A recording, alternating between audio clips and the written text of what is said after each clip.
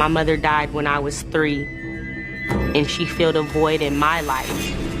And we got woke up to that loud, seemed like just loud, door knock.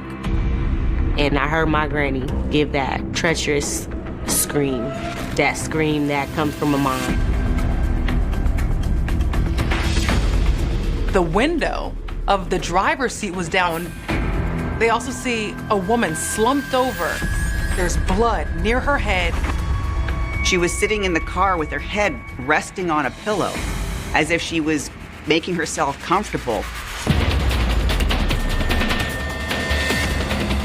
He was very flashy, very talkative, over the top. She realizes, oh boy, what have I got myself involved with? Who is this man? He has killed before, and he can kill again. She said, I want to tell you about one other crime, and this one involves 4 murders. That's a bloodbath. He thought that this was a good payback.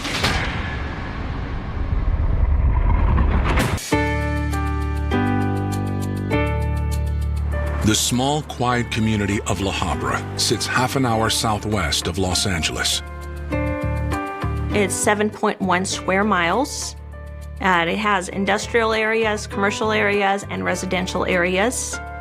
It's basically a family community, and it has every single food restaurant you can imagine.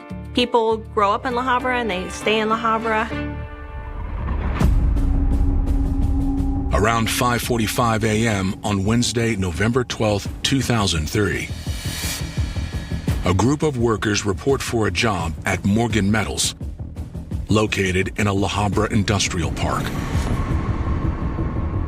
They saw a car backed in. There wasn't a car that they recognized as belonging to one of their employees, so that seemed out of the ordinary to the workers. The window of the driver's seat was down. They also see a woman slumped over. But the craziest thing was there's blood near her head and she's on a pillow. And the car is still running. One of the managers walks over to have a look at this car. He looks and sees this woman in the front seat and sees blood. And immediately determines that this person appears to be dead, and he's the one that calls the police. And the EMTs came and checked her and determined that she was in fact deceased. And that's when they saw at least 1 gunshot wound. The first question that comes up is, was this a suicide? She's in the vehicle by herself, but there was no gun located, which made it unusual to assume that this was a suicide since there was no gun. So by the time the police got there, they knew they were dealing with a homicide and a gunshot wound victim. They needed to identify her, so they saw that she had a purse. Inside that purse was still her wallet, and in the wallet they found her ID. It said that she was 22-year-old Anika Edmondson of Compton, California. There are so many questions here because not only is this an industrialized area, but it's really an isolated area, and it's kind of the perfect place to dump a body. The possibilities were endless. They just didn't know. Anika Edmondson was born on June 6, 1981. She was raised in Compton, California, by her mother and a tight-knit extended family. Anika, AKA Nika is what we all refer to her as, was a daughter of 4. The youngest, the baby girl. Going down the line, there was another sibling after her, so she finally became a big sister.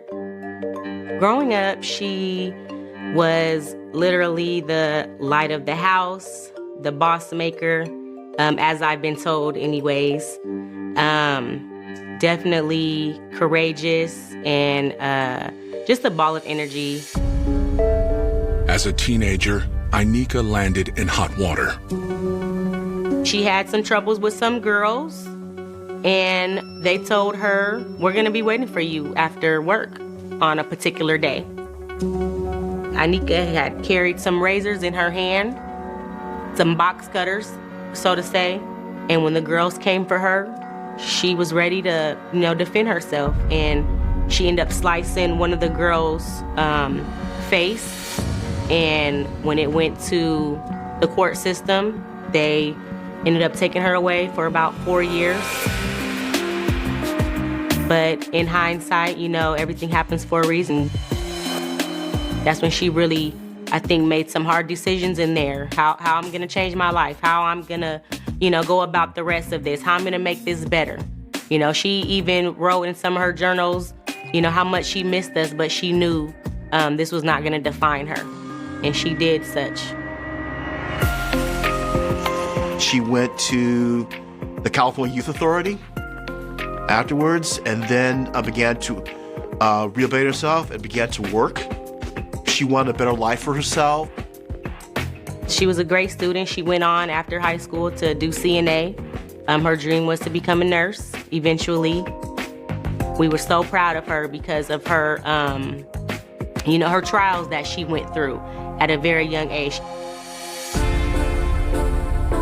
When she wasn't working or spending time with her family, Inika pursued her favorite hobby. One of her biggest passions was cars. She was involved in a pretty cool car club. And in that club, what she really enjoyed doing on her pastimes was road trips and car shows. Car culture is timeless in LA. It's been around since the 50s or 60s. And each car club is different.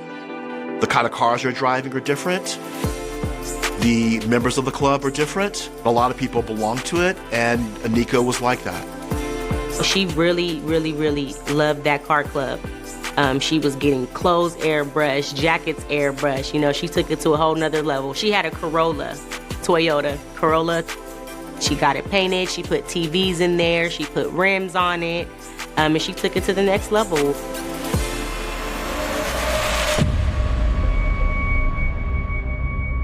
But on November 12, 2003, Inika lies dead inside her treasured Corolla with at least one gunshot wound to the head. LaHabra detectives arrive on the scene. They were checking this vehicle for clues, and keep in mind that a vehicle is a very small closed area, so it's fairly easy to contain the crime scene. They don't find anything in the car forensically that tells them who the suspect is. Unable to determine who killed Inika, investigators focus on why. Police are looking for a motive. Why this young lady is in the middle of an industrialized parking lot. This was not a robbery gone bad because the victim's cell phone or belongings were there, her jewelry was there. I believe she had rings and watches. Her pockets were not turned out. The car was not in disarray. They saw that she was completely clothed. Her clothes was intact. She clearly had not been sexually assaulted. That was clear from the scenario. So it eliminated some of the more common motives for the murder of a female. It doesn't look like she struggled. It doesn't look like she threw anything. It doesn't look like the crime scene was chaotic. In fact, it's the opposite. Her car was backed into a parking stall, a very comfortable way to park the car. She was sitting in the car with her head resting on a pillow, as if she was making herself comfortable. She seemed to be at rest and at peace. She never saw this coming. None of it made sense. So why was she there? And why was she killed there?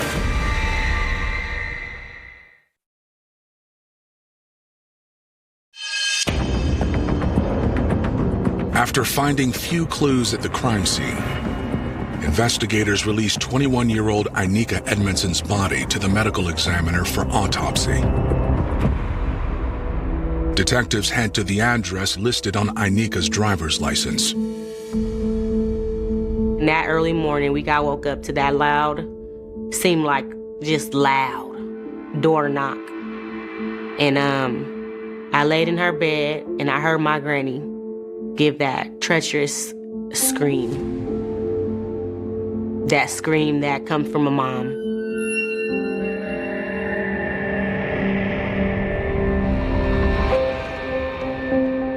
They asked for a list of anyone who her family knew that was close friends with her. They found out there that she was involved with a car club, and they also found out that she had been dating a gentleman by the name of Cimarron Bell. He was very flashy, very talkative, over the top. He liked dressing nice. He really enjoyed showing off his nice things. Simi funded his expensive tastes with profits from a cleaning company he owned and operated. With his janitorial business, he would go into these businesses after hours and clean the business. But Ainika's mother tells them she wasn't impressed by Simi's flashy clothes and fancy cars. You know, he would pick her up, he would not get out the car, he would stay across the street. Nobody ever met him. You know, again, he never showed his face. Back at the station, investigators look at the cell phone collected from Ainika's vehicle. One of the last phone calls that Ainika Edmondson made was to a person that they understood to be her boyfriend. And that was to Cimarron Bell, known to his friends as Simi. Investigators want to talk to Simi. But first, they attend Ainika's autopsy the following morning. Ainika was shot not once, not twice, but 3 times, close range, in the head with a .38 caliber gun.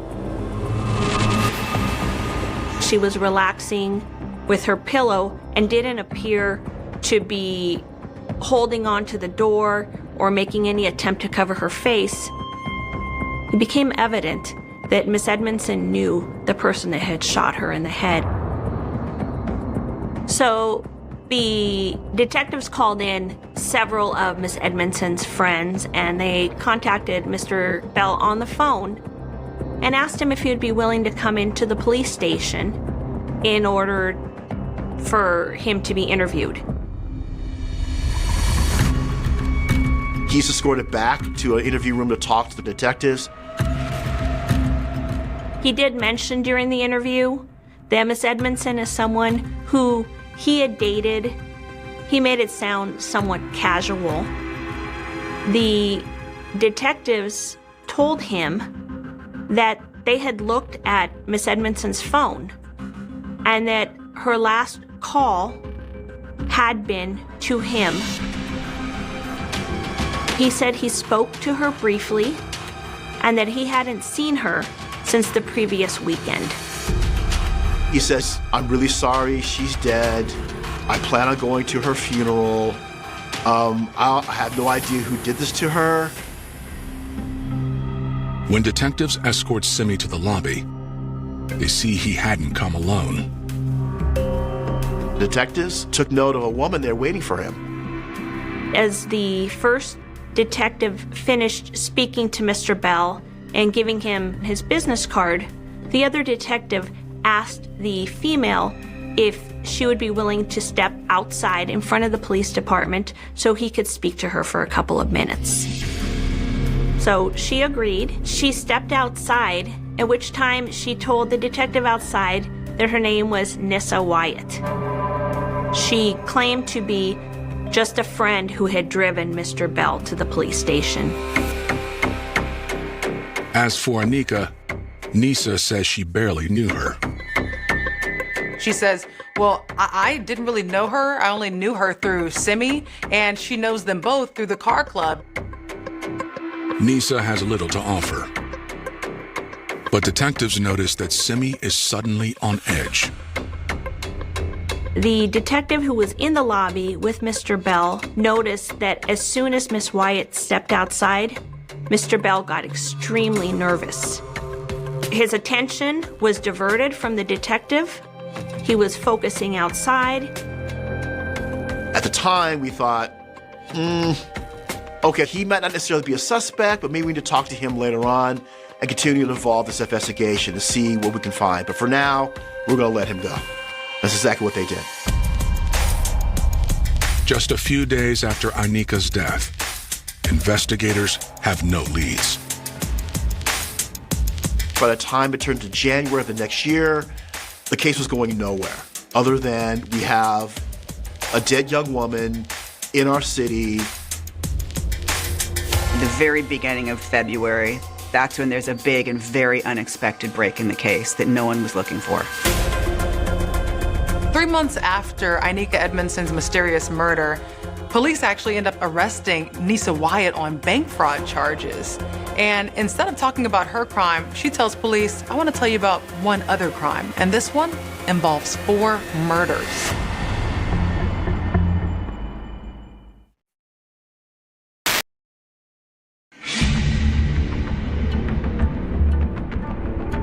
Three months after Ainika Edmondson is shot to death in a LaHabra parking lot, 25-year-old Nisa Wyatt is arrested on fraud charges. Nisa Wyatt got arrested by the feds for what was really some pretty ticky-tacky credit card fraud that she got involved in at her workplace. Nisa, she was working for a big box store. She was allowing people that she knew to come in with fraudulent credit cards to buy merchandise this way or return merchandise that way. She would get a kickback from them. But Nisa wants to talk about something more serious. The information that she had to offer involved the death of 4 different people. And Ms. Wyatt said that she had specific details about these homicides that she was willing to share about a person she was dating. And she didn't ask for any special favors. She did not ask for her case to be dismissed. She told the detectives she was very scared of him. In return, she wants protection for her family. And when she reveals the name, it's a name police have heard before, Cimarron Bell. Nisa says that she lied when she told police back in November that she and Simi were just friends. Miss Wyatt said that Mr. Bell was married, but also had a couple of girlfriends, and that both Ainika and Miss Wyatt were his girlfriends. But according to Nisa, Simi and Ainika also had a business relationship. With his janitorial business, he would go into these businesses after hours and clean the business, but he wasn't just cleaning them, he was cleaning them out of checks. He had Ainika open a joint bank account with him and herself in the name of a business, and then deposit the checks through that account, wait for the check to clear, and then take the money out before the bank has an opportunity to find out that it's a stolen check. But one day, it went wrong. One of the cashier's checks that he had given to one of his business associates was reported stolen. And the first thing that came to mind was that Miss Edmondson must have turned on him so that she would be the only person able to retrieve money from that account. And that made him angry. Nisa says Simi also believed Ainika was spreading rumors about their relationship.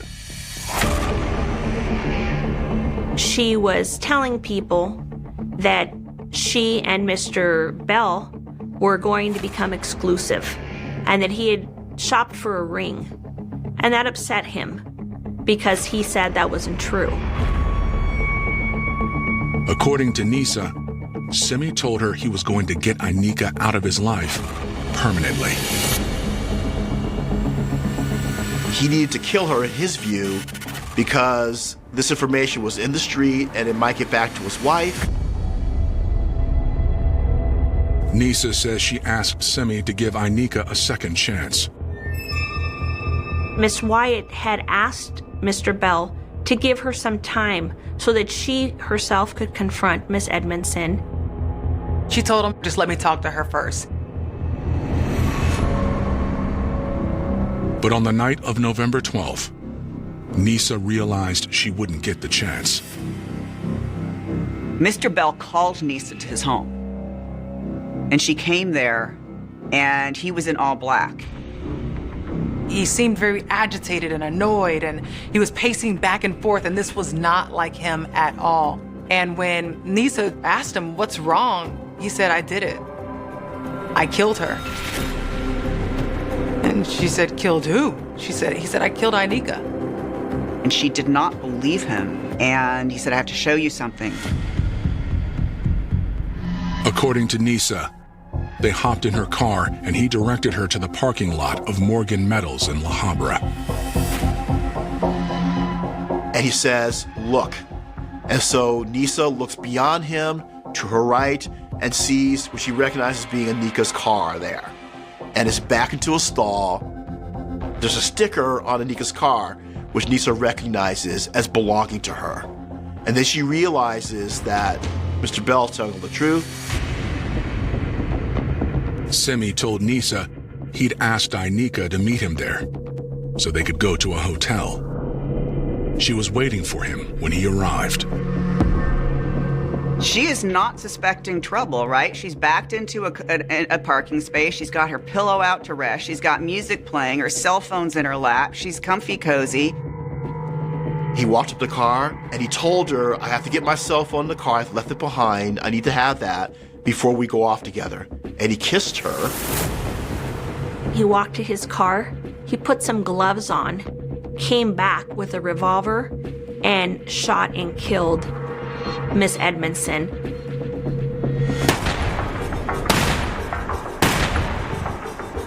He was bragging. He was laughing about how Ainika's body jumped when he shot her in the head. And laughing about it. She realizes, oh boy, what have I got myself involved with? Who is this man? I wouldn't think he was capable of that, but apparently he is. He killed Ainika because he was afraid that Ainika was going to be providing too much information about him. He doesn't like it when people provide too much information about him, and now Nisa has too much information about him. So she's pretty realistic in thinking that she has reason to fear him. For the next 3 months, Nisa stayed in the relationship out of fear, unaware of what lay ahead. Ainika Edmondson's murder was just the first murder. Nisa had no idea that there would be more to come.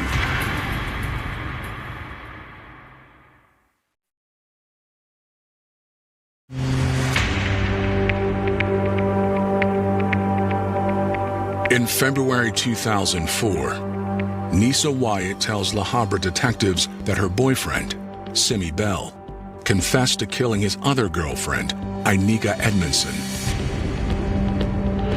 At this point, she's in fear for her life because she knows if Simi killed Ainika, then she could be next. Nisa tells investigators that about a month ago, Simi started feeling the loss of the fraud scheme he and Ainika had been running together. He can't meet his expenses, his bills. Car payments, all the cars he has. The money's dried up. He needs more.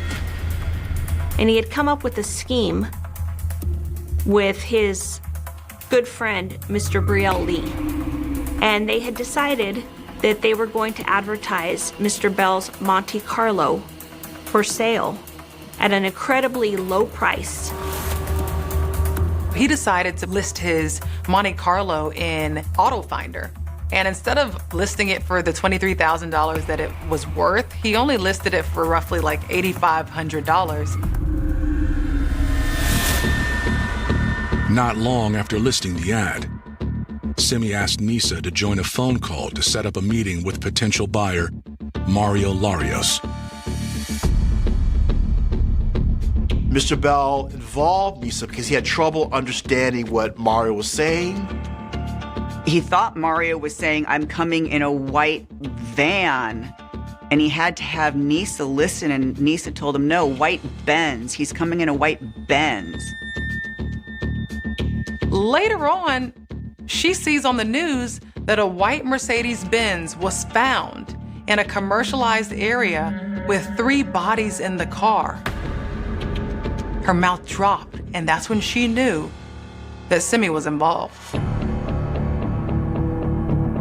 Investigators are familiar with the case.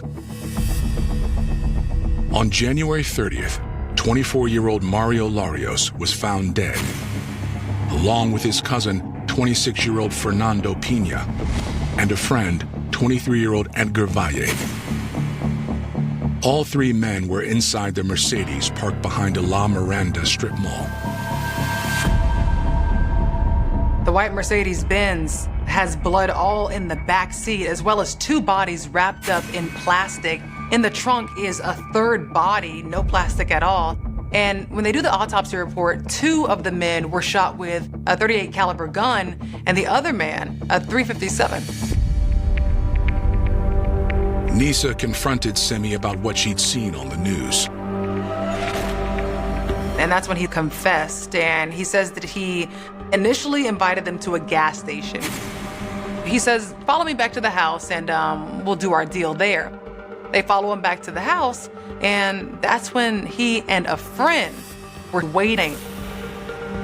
Mr. Brielle Lee was an accomplice of Mr. Bell and had been enlisted by him.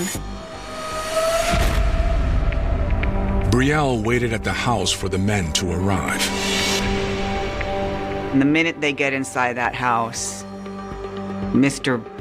Bell starts shooting.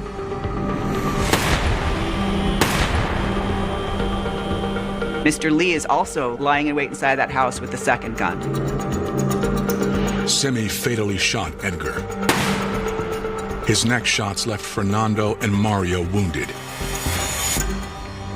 Mr. Bell called out Mr. Lee from his hiding place at the back of the house to assist him in killing Mr. Pina, who was trying to run out of the house, having been shot and wounded, and to finish off Mr. Larios. Mr. Lee was his willing sidekick. But when the moment came to do the shooting, it looks like Mr. Lee was not entirely sure of himself. Simi ended up taking a gun, holding it to Brielle Lee's head, and said, "If you don't do it, I'm gonna shoot you." So this forced Brielle Lee to get involved and shoot. Brielle fired the fatal shot at Mario, while Simi took out Fernando. They take their wallets, take their cell phones, take everything of value, bracelets, watches, everything off their bodies, okay? They go through the wallets and see that it's only a certain amount of cash in Mr. Larios' wallet. It's about $3,000. Brielle pulled the Mercedes into the garage. They put one of them in the trunk, and they put 2 of them inside, wrapped in plastic, and then they drove the vehicle to an empty parking lot in the city of La Mirada, and they walked away from the vehicle.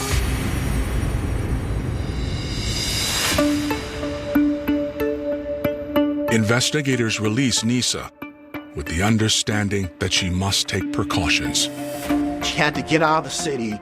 Nisa and her family had to change their life, and they ended up leaving Compton and going to another location far away from Compton. She definitely knows from what the things that he has discussed with her that he has killed before and he can kill again.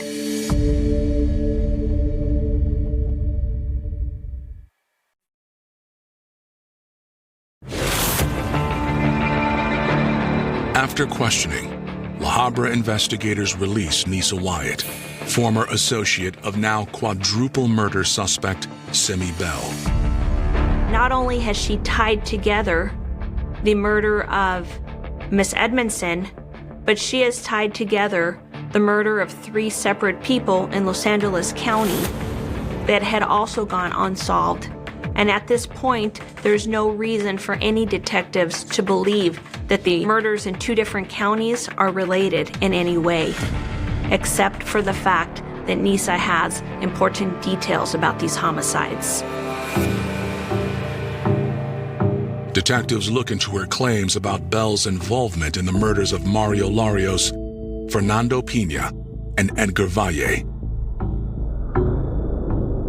When they do the autopsy report, 2 of the men were shot with a .38 caliber gun and the other man a .357. Police quickly realize this lines up with Nisa's story because she says that Simi told her he shot 2 of the guys. He had a .38 caliber gun. She also says that Brielle Lee shot 1 of the men. He had the .357. So this lines up with her story. A check of Mario's cell phone records also backs up her story. They checked the phone belonging to this victim, and they saw that the last number he had dialed was the phone number that belonged to Mr. Bell. Something Mario and Inika have in common. It seems too coincidental that you have separate murder victims who have cell phone numbers that show that the last person they called prior to their death was Mr. Bell. On Friday, February 12, 2004, detectives obtain a search warrant for his home. The search warrant allowed the detectives to bring a forensic crime lab in. They began looking for evidence anywhere in the house.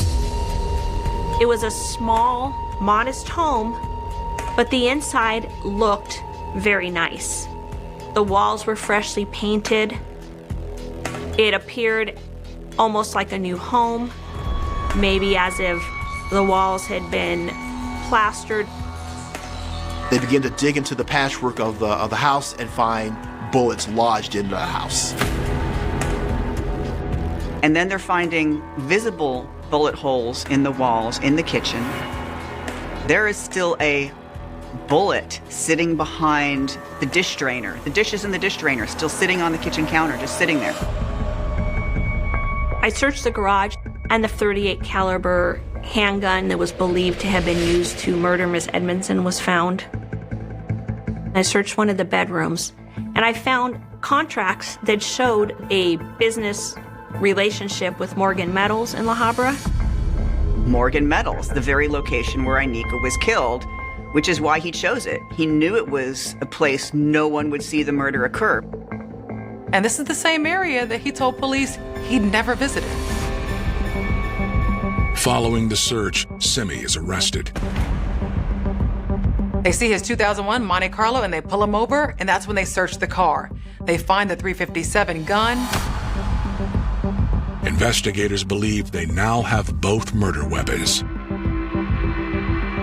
The Rome was found in the garage. The other one with the .357 was in the Monte Carlo. Police took Mr. Bell to the police station. They began to tell him, you've been accused of 4 murders, one involving Inika Edmondson, the other involving 3 men, and the 3 men were killed in your house. And Mr. Bell stares ahead and puts his head in his hands and begins to cry. And says nothing after that. Nothing to say. The following day, police pick up Simi's alleged accomplice in the triple homicide, Brielle Lee. Mr. Lee is arrested, and he is taken out of the police station, and he is, I wouldn't call it forthcoming, but he's more verbal than Mr. Bell, and he begins to tell the police officers a series of lies. Brielle just kept talking, and he kept changing his story. He changed his story a lot. Both Simi and Brielle plead not guilty. As for Simi, prosecutors plan to seek the ultimate punishment. A case of that magnitude, you're seeking the death penalty. We're talking about 4 murders. It was very clear that if Mr. Bell didn't like somebody that was infringing on his lifestyle or threatened to expose him, Mr. Bell's plan was to get payback.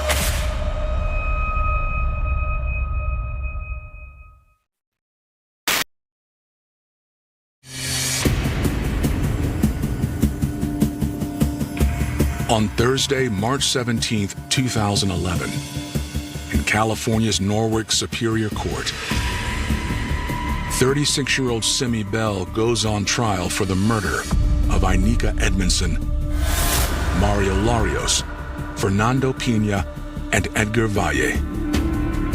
I was about 21 now. I was pregnant with my first child during this trial. My granny, she was never the same. We all showed up though, we were there every day. My dad, her brother, her sister-in-law, me, her dad, I believe, came. It was hard, hearing the details. In his opening statement, prosecutors lay out Simi's motive in Inika's death. You have his girlfriend who he was working with, and she was cool until he felt like she was in the way. He felt like she was taking money out of his pocket, and he felt like she needed to pay with her life. According to the prosecutors, Simi's motive in the triple homicide was both greed and revenge. He wanted to target buyers from a specific ethnicity because he felt that people from that culture had ripped off a lot of other people, so he thought that this was a good payback. Cimarron Bell is a stone-cold psychopath. He had no intention of ever selling them. He was just going to kill them and take the money. Prosecutors present overwhelming evidence. The forensic examination of the firearms tied them both to Inika Edmondson's murder as to the Rome, and then the Rome was also used to kill the individuals in the triple murder, and the .357 was used to kill Mario Larios. There is DNA in this house, huge quantities of DNA that is absolutely 100% matched to the victims at mathematical exclusion rates that are astronomical. Their star witness, Nisa Wyatt, takes the stand. This was essentially a story of payback, but he didn't see another payback coming, and that was from his other girl, Nisa. She was the backstory and motive, which was very interesting and very helpful for our understanding of why the crimes happened. Simi's attorneys take aim at Nisa's testimony. The defense attacks her credibility. They actually accuse prosecutors of making a deal with the devil. They basically told the jury, you can't believe a word out of Nisa's mouth. But the jury sees things differently. It's Nisa's testimony that ultimately forces Simi to pay the price for Inika's death, and he's found guilty of not one, not two, but all 4 murders.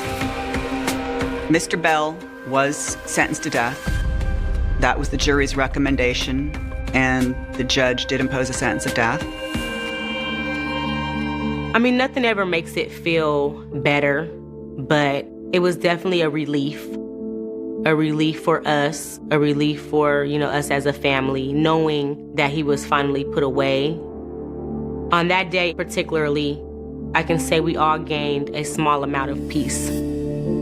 At a separate trial, Simi's accomplice, Brielle Lee, is found guilty of the second-degree murder of Mario Larios. He's sentenced to 40 years to life in prison. The case comes to an end, but for Inika's family, the loss lingers. Life was just too short for her, and if I could tell her one thing, it would simply be thank you. Thank you for being who I needed at that time. My mother died when I was 3, and she filled that void for me. She filled a void in my life that nobody could ever have filled. She encouraged me to keep going, She taught me some of my most precious life lessons that I hold on today as a 34-year-old married woman and mother of 3.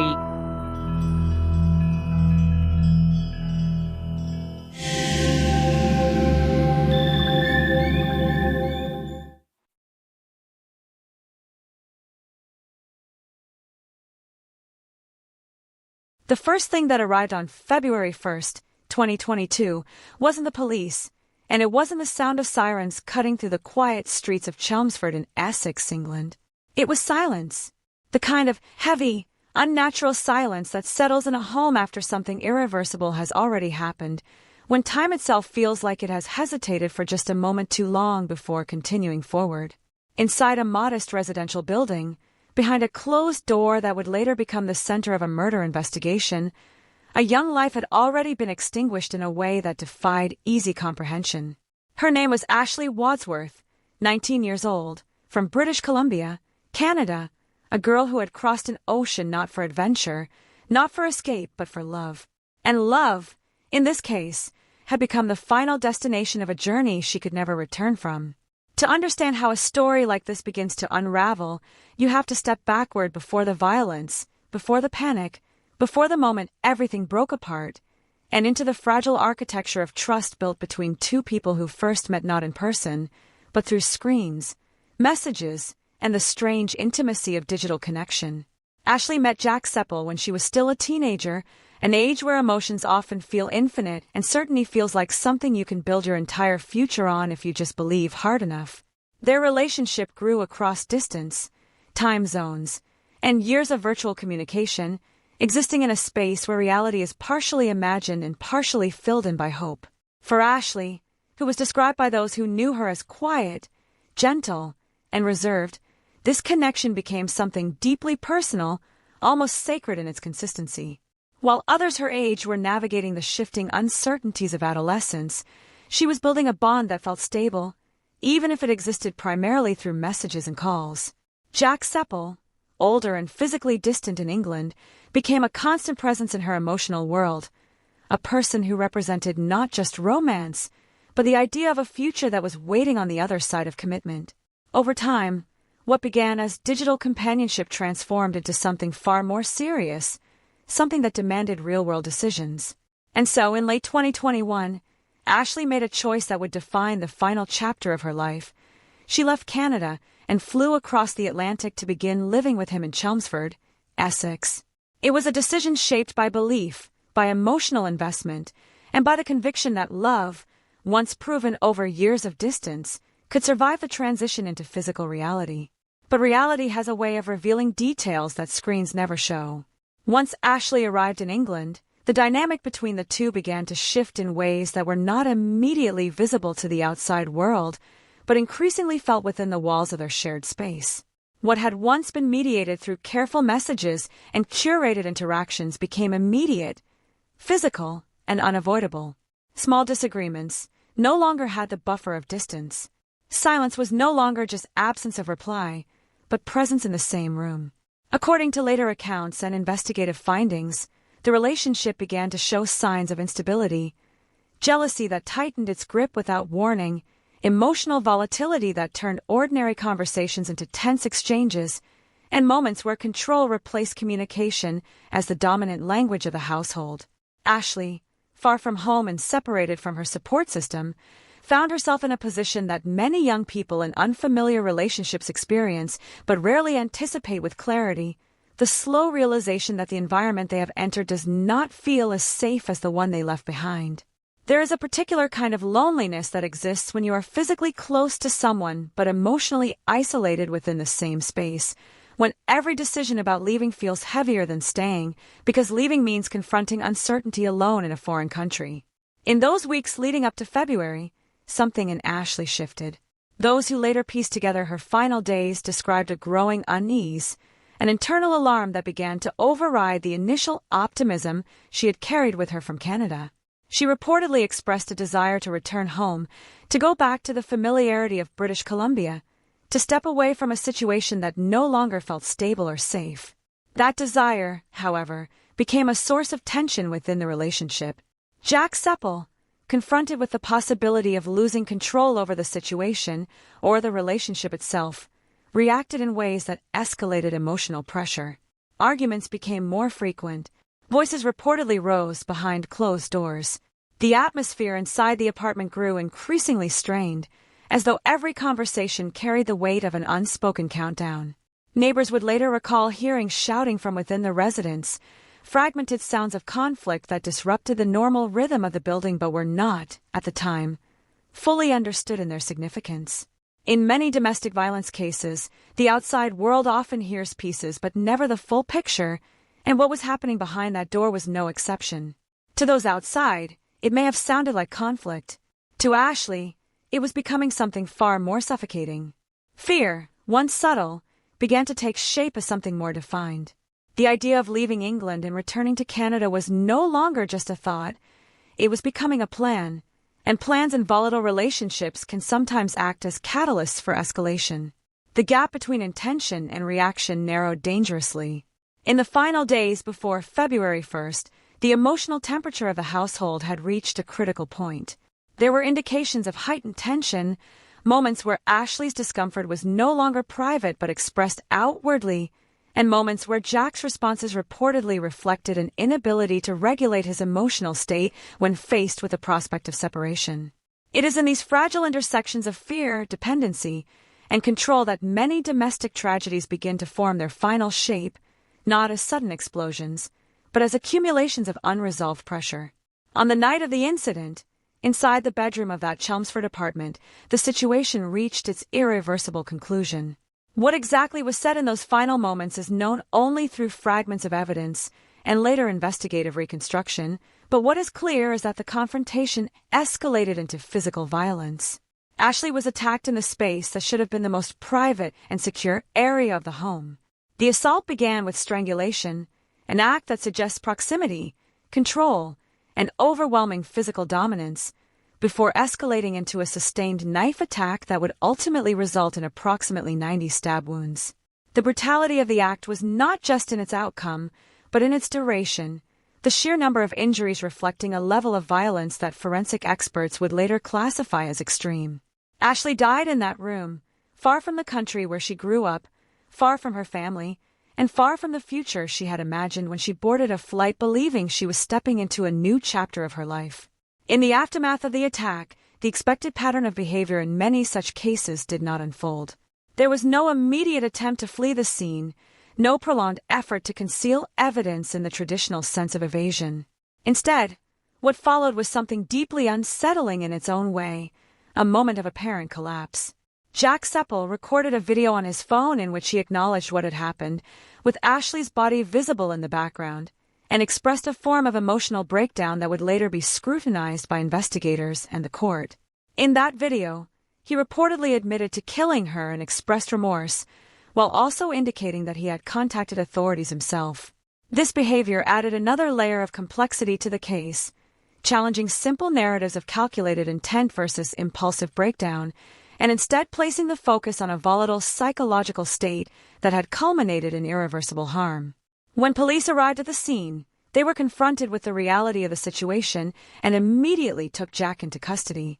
The weapon was recovered, the apartment secured, and the early stages of what would become a formal homicide investigation began to take shape. But long before the legal process would unfold, before courtrooms and sentencing, before public statements and media coverage, there remained the quieter, more devastating truth of what had been lost. A 19-year-old girl who had crossed continents in pursuit of love, only to find herself trapped in a situation that ended in violence she could not escape. The hook of this case is not only in its brutality, but in its familiarity, because beneath the specific details lies a broader pattern that repeats in different forms across different places: the vulnerability of emotional trust when it is built across distance, the difficulty of recognizing control when it is disguised as affection, and the moment when hope collides with reality in a way that cannot be undone. To understand how this case unfolded inside that small apartment in Chelmsford, you have to understand the environment it existed in, not just as a physical place, but as a psychological container where distance from home, emotional dependency, and private conflict all began to compress into something increasingly unstable. Chelmsford itself is not a city defined by violence or chaos. It is, in many ways, a typical English town in Essex, shaped by residential streets, modest housing blocks, local shops, and a quiet rhythm of daily life that rarely suggests the possibility of tragedy lurking behind closed doors. For most residents, life moves in predictable cycles: work, school runs, errands, conversations with neighbors that stay comfortably on the surface. It is precisely this normality that makes cases like Ashley Wadsworth's so unsettling, because nothing about the external environment signals what is happening internally within a specific household until it is already too late. The apartment where Ashley and Jack lived was part of this ordinary landscape, a place that would not stand out to anyone passing by. From the outside, it was simply another residence among many, a structure designed for temporary stability rather than permanence. Inside, however, the space quickly became the entire world for two young people attempting to define their relationship in physical form after years of digital connection. There is a psychological shift that occurs when an online relationship becomes cohabitation. The imagination, which once filled in gaps with idealized versions of a person, is forced to confront the full presence of another human being, complete with habits, moods, silences, and imperfections that cannot be filtered or edited. For Ashley, this transition meant moving from a relationship experience through distance into one experience through constant proximity, where emotional signals were no longer delayed by time zones or screens, but immediate and unavoidable. Before she arrived in England, Ashley's understanding of Jack had been shaped largely through long-term communication. Over the years, a sense of familiarity had developed, one built not on physical interaction but on sustained emotional exchange.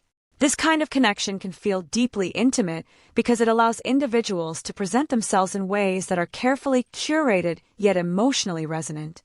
In that space, trust grows through consistency rather than physical experience.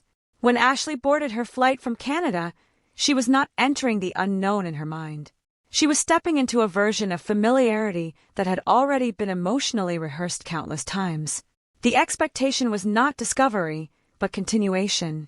Chelmsford, however, did not carry the emotional language of that digital past.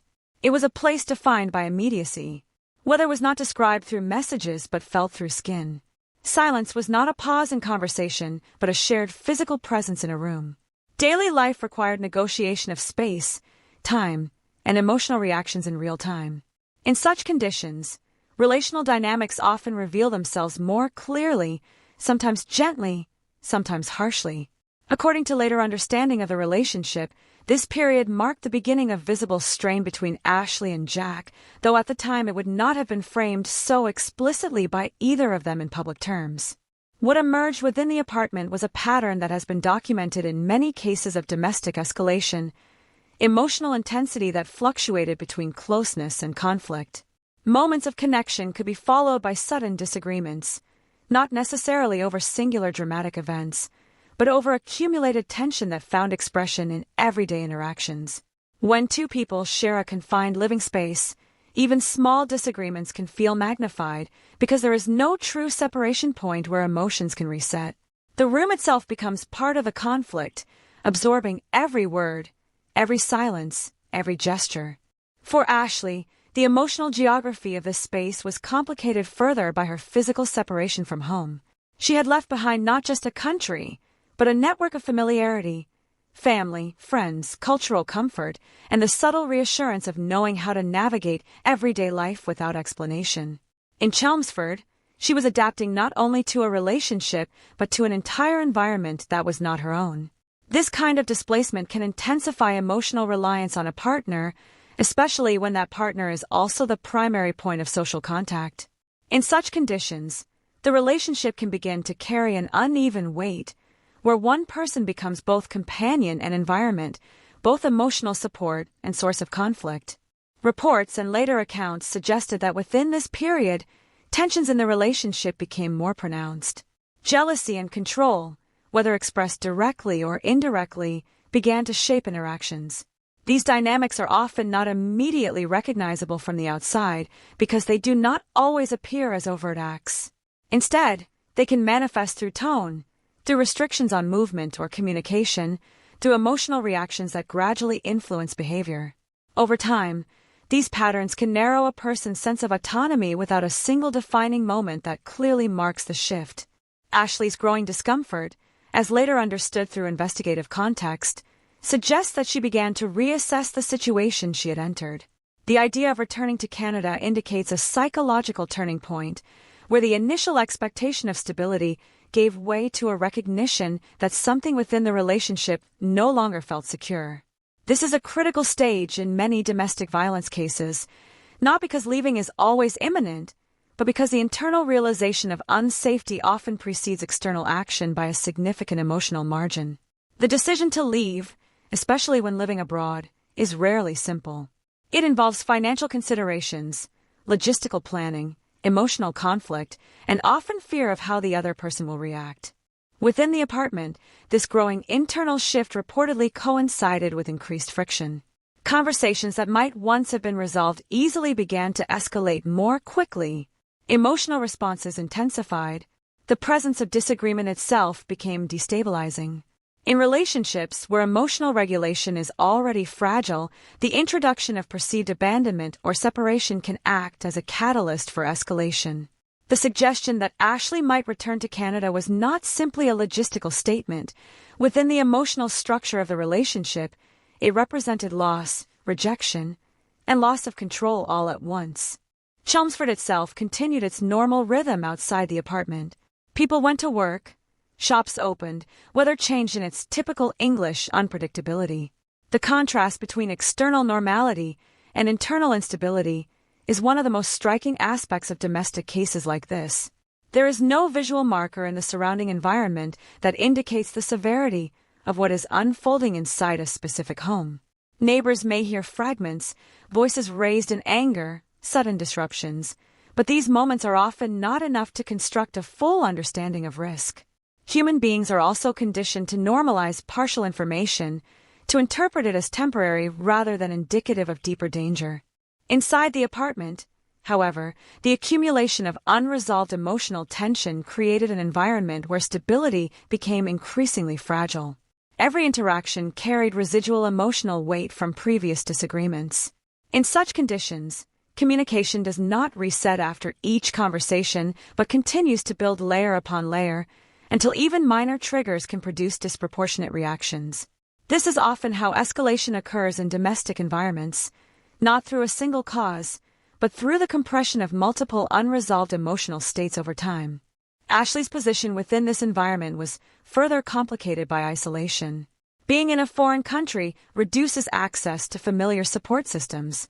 Friends and family are no longer physically present, and communication becomes mediated through time differences and distance. While technology allows for contact, it does not fully replace the immediacy of physical presence. This creates a situation where emotional support exists, but at a reduced intensity, often insufficient to counterbalance the immediacy of lived experience in the environment where the individual is physically located. Jack's position within the relationship, as later interpreted through investigative and judicial findings, reflected a different set of emotional dynamics, particularly around control and emotional regulation. In relationships where dependency becomes central, the fear of separation can manifest as heightened emotional responses. These responses may not always be rationally controlled, especially when combined with other destabilizing factors such as substance use or pre-existing behavioral instability, as was later suggested in the case context. As February approached, the atmosphere within the apartment had shifted from initial optimism to something more strained and uncertain. The idea of a shared future, which once may have felt concrete during the early stages of the relationship, began to fracture under the weight of real-world interaction. Instead of a stable partnership forming through cohabitation, the relationship appeared to enter a phase of increasing volatility. Emotional exchanges became less about resolution and more about reaction. Yet even in this period, there is no simple external sign that would have clearly predicted the exact outcome. Domestic environments rarely present themselves in a way that clearly signals impending tragedy. Instead, they are defined by ambiguity, by moments that could be interpreted in multiple ways depending on perspective. What feels like tension to one person may feel like conflict resolution to another. What feels like fear internally may appear externally as disagreement or adjustment. The apartment in Chelmsford remained physically unchanged throughout this period. Walls did not shift, rooms did not alter, furniture remained in place. And yet the psychological meaning of the space transformed significantly for those inside it. A home, in the most basic sense, is meant to provide stability, but in this case, it became the stage upon which emotional instability gradually concentrated. The difference between a shared living space and a psychologically safe environment is not architectural but relational. It is defined not by walls, but by the emotional dynamics that occur within them. By the time the final days arrived, the environment inside that apartment had already undergone a transformation that was not visible from the outside. What remained was not a sudden collapse of normality, but the final expression of a process that had been unfolding over time, shaped by emotional dependence, isolation, escalating tension, and the absence of external intervention strong enough to interrupt its trajectory. The setting itself did not cause what happened, but it contained it, absorbed it, and ultimately became the silent witness to its conclusion. Ashley Wadsworth was 19 years old, but those who knew her often described her in a way that made age feel like an incomplete measure of who she was. There are people who move loudly through life, leaving strong impressions wherever they go, and then there are people like Ashley, whose presence is quieter, more contained, but no less meaningful to the small circle of those who truly see them. She came from British Columbia, a place defined by wide natural landscapes, cold air that carries a kind of clarity, and communities where familiarity often stretches across years rather than moments. In that environment, Ashley was known as someone gentle, reserved, and deeply thoughtful. She was not the kind of person who sought attention or dominance in social spaces. Instead, she observed, listened, and maintained relationships with a kind of steady sincerity that made her trusted by those around her. Her life before the events in England did not appear, on the surface, to contain the kind of instability that would later define her final chapter. Friends and family described her as soft-spoken, someone who preferred meaningful connection over large social circles. She was not isolated in a dramatic sense, but she lived within a quieter emotional world, one where trust was built slowly and relationships carried significant weight once formed. In many ways, this emotional style made her particularly vulnerable to the intensity of long-distance connection, where emotional consistency can feel like proof of something real, even when physical presence is absent. Ashley's connection with Jack Seppel began during her teenage years, a period of life where identity is still forming and emotional experiences often feel more absolute than they are. Meeting through online platforms, their relationship developed in the digital space first, where communication is continuous but filtered, and where distance can create a kind of emotional idealization.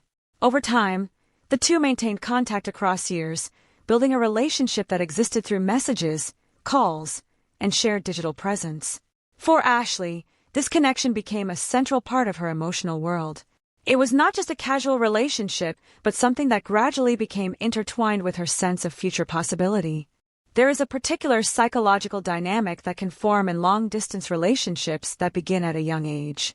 Without physical cohabitation, much of the relationship is constructed through narrative and emotional interpretation rather than shared daily reality. Each person fills in the gaps of the other's life with imagination, assumptions, and selective disclosure. Over time, this can create a version of the relationship that feels stable and deeply bonded, even though it has never been fully tested in the conditions of ordinary, shared living. For Ashley, this long period of emotional investment contributed to a sense of certainty about the relationship's direction. The idea of eventually being together physically was not a sudden decision, but a continuation of something that had already existed for years in another form.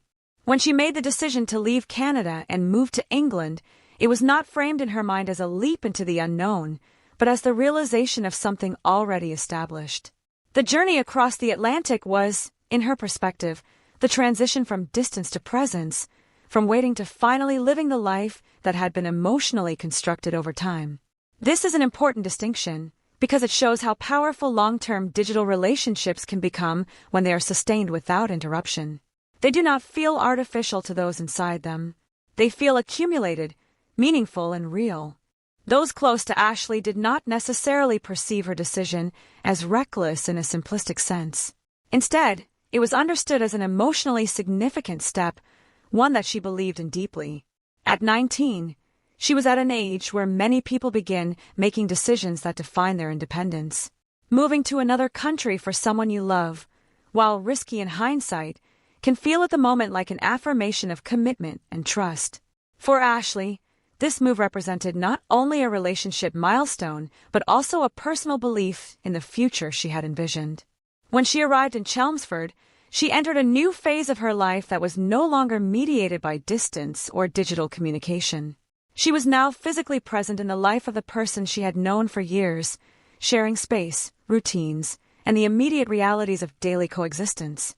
This transition often reveals aspects of a relationship that were previously invisible.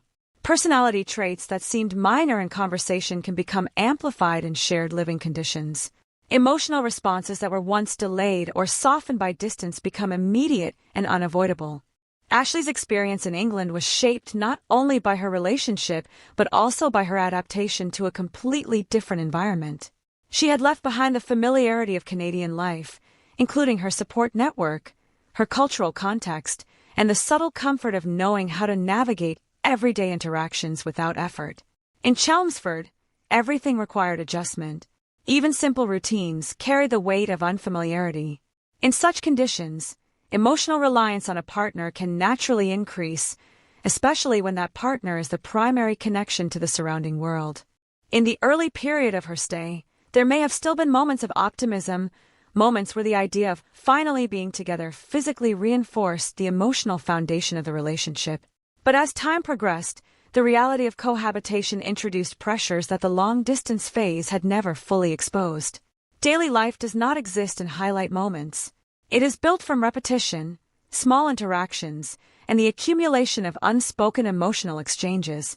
It is within this accumulation that tension often begins to form. Ashley's personality, described as gentle and non-confrontational, likely influenced how she navigated the growing complexity of the relationship.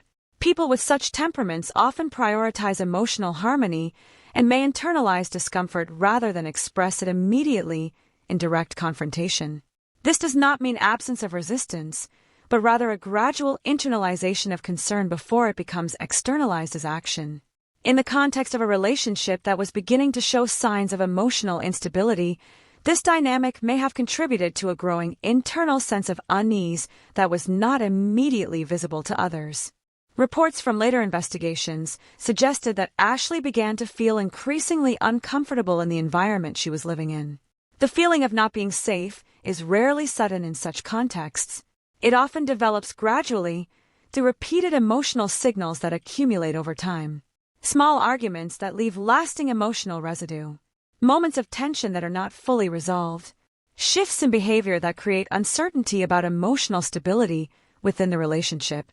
These elements do not always appear dramatic individually, but together they can create a persistent sense of instability. Her reported desire to return to Canada reflects a significant psychological turning point. It indicates that the emotional balance had shifted from anticipation of a shared future to concern about present circumstances. This kind of shift is critical in understanding domestic escalation because it represents the moment where internal perception of safety changes. Once that perception changes, every interaction within the environment is interpreted differently, often with heightened sensitivity to emotional cues. Ashley's position was further complicated by distance from her family. In situations where individuals are geographically isolated from their support systems, decision-making becomes more complex. The process of leaving a relationship is not simply emotional but logistical, especially when international travel, financial independence, and physical relocation are involved. This complexity can create delay between recognition of discomfort and action taken to address it. During that delay, emotional tension within the relationship can intensify. At the same time, Jack's presence in her life had become not only romantic but central to her daily existence in England. This creates a psychological structure where the relationship is both the source of comfort and the source of distress, which can make emotional decision-making extremely difficult. The same person who represents familiarity and connection is also the one through whom instability is experienced. This duality is one of the most challenging aspects of emotionally dependent relationships. As February approached, Ashley's emotional world was likely defined by contradiction. On one side, there was the history of years spent believing in the relationship. On the other side, there was the immediate lived experience of discomfort and concern. These two realities can exist simultaneously for a period of time, creating internal conflict that does not resolve easily. It is within this space of contradiction that many people struggle to make decisions, especially when the external environment does not offer clear pathways of support. Ashley Wadsworth's story, at its core, is not defined solely by its tragic ending, but by the emotional journey that preceded it. It is a story of a young woman who formed a deep emotional bond across distance, who made a significant life decision based on long-term trust, and who entered a new environment with hope that gradually became complicated by lived experience. Her character, as described by those around her, was not one of recklessness but of emotional sincerity, a person who believed deeply in the authenticity of the connection she formed.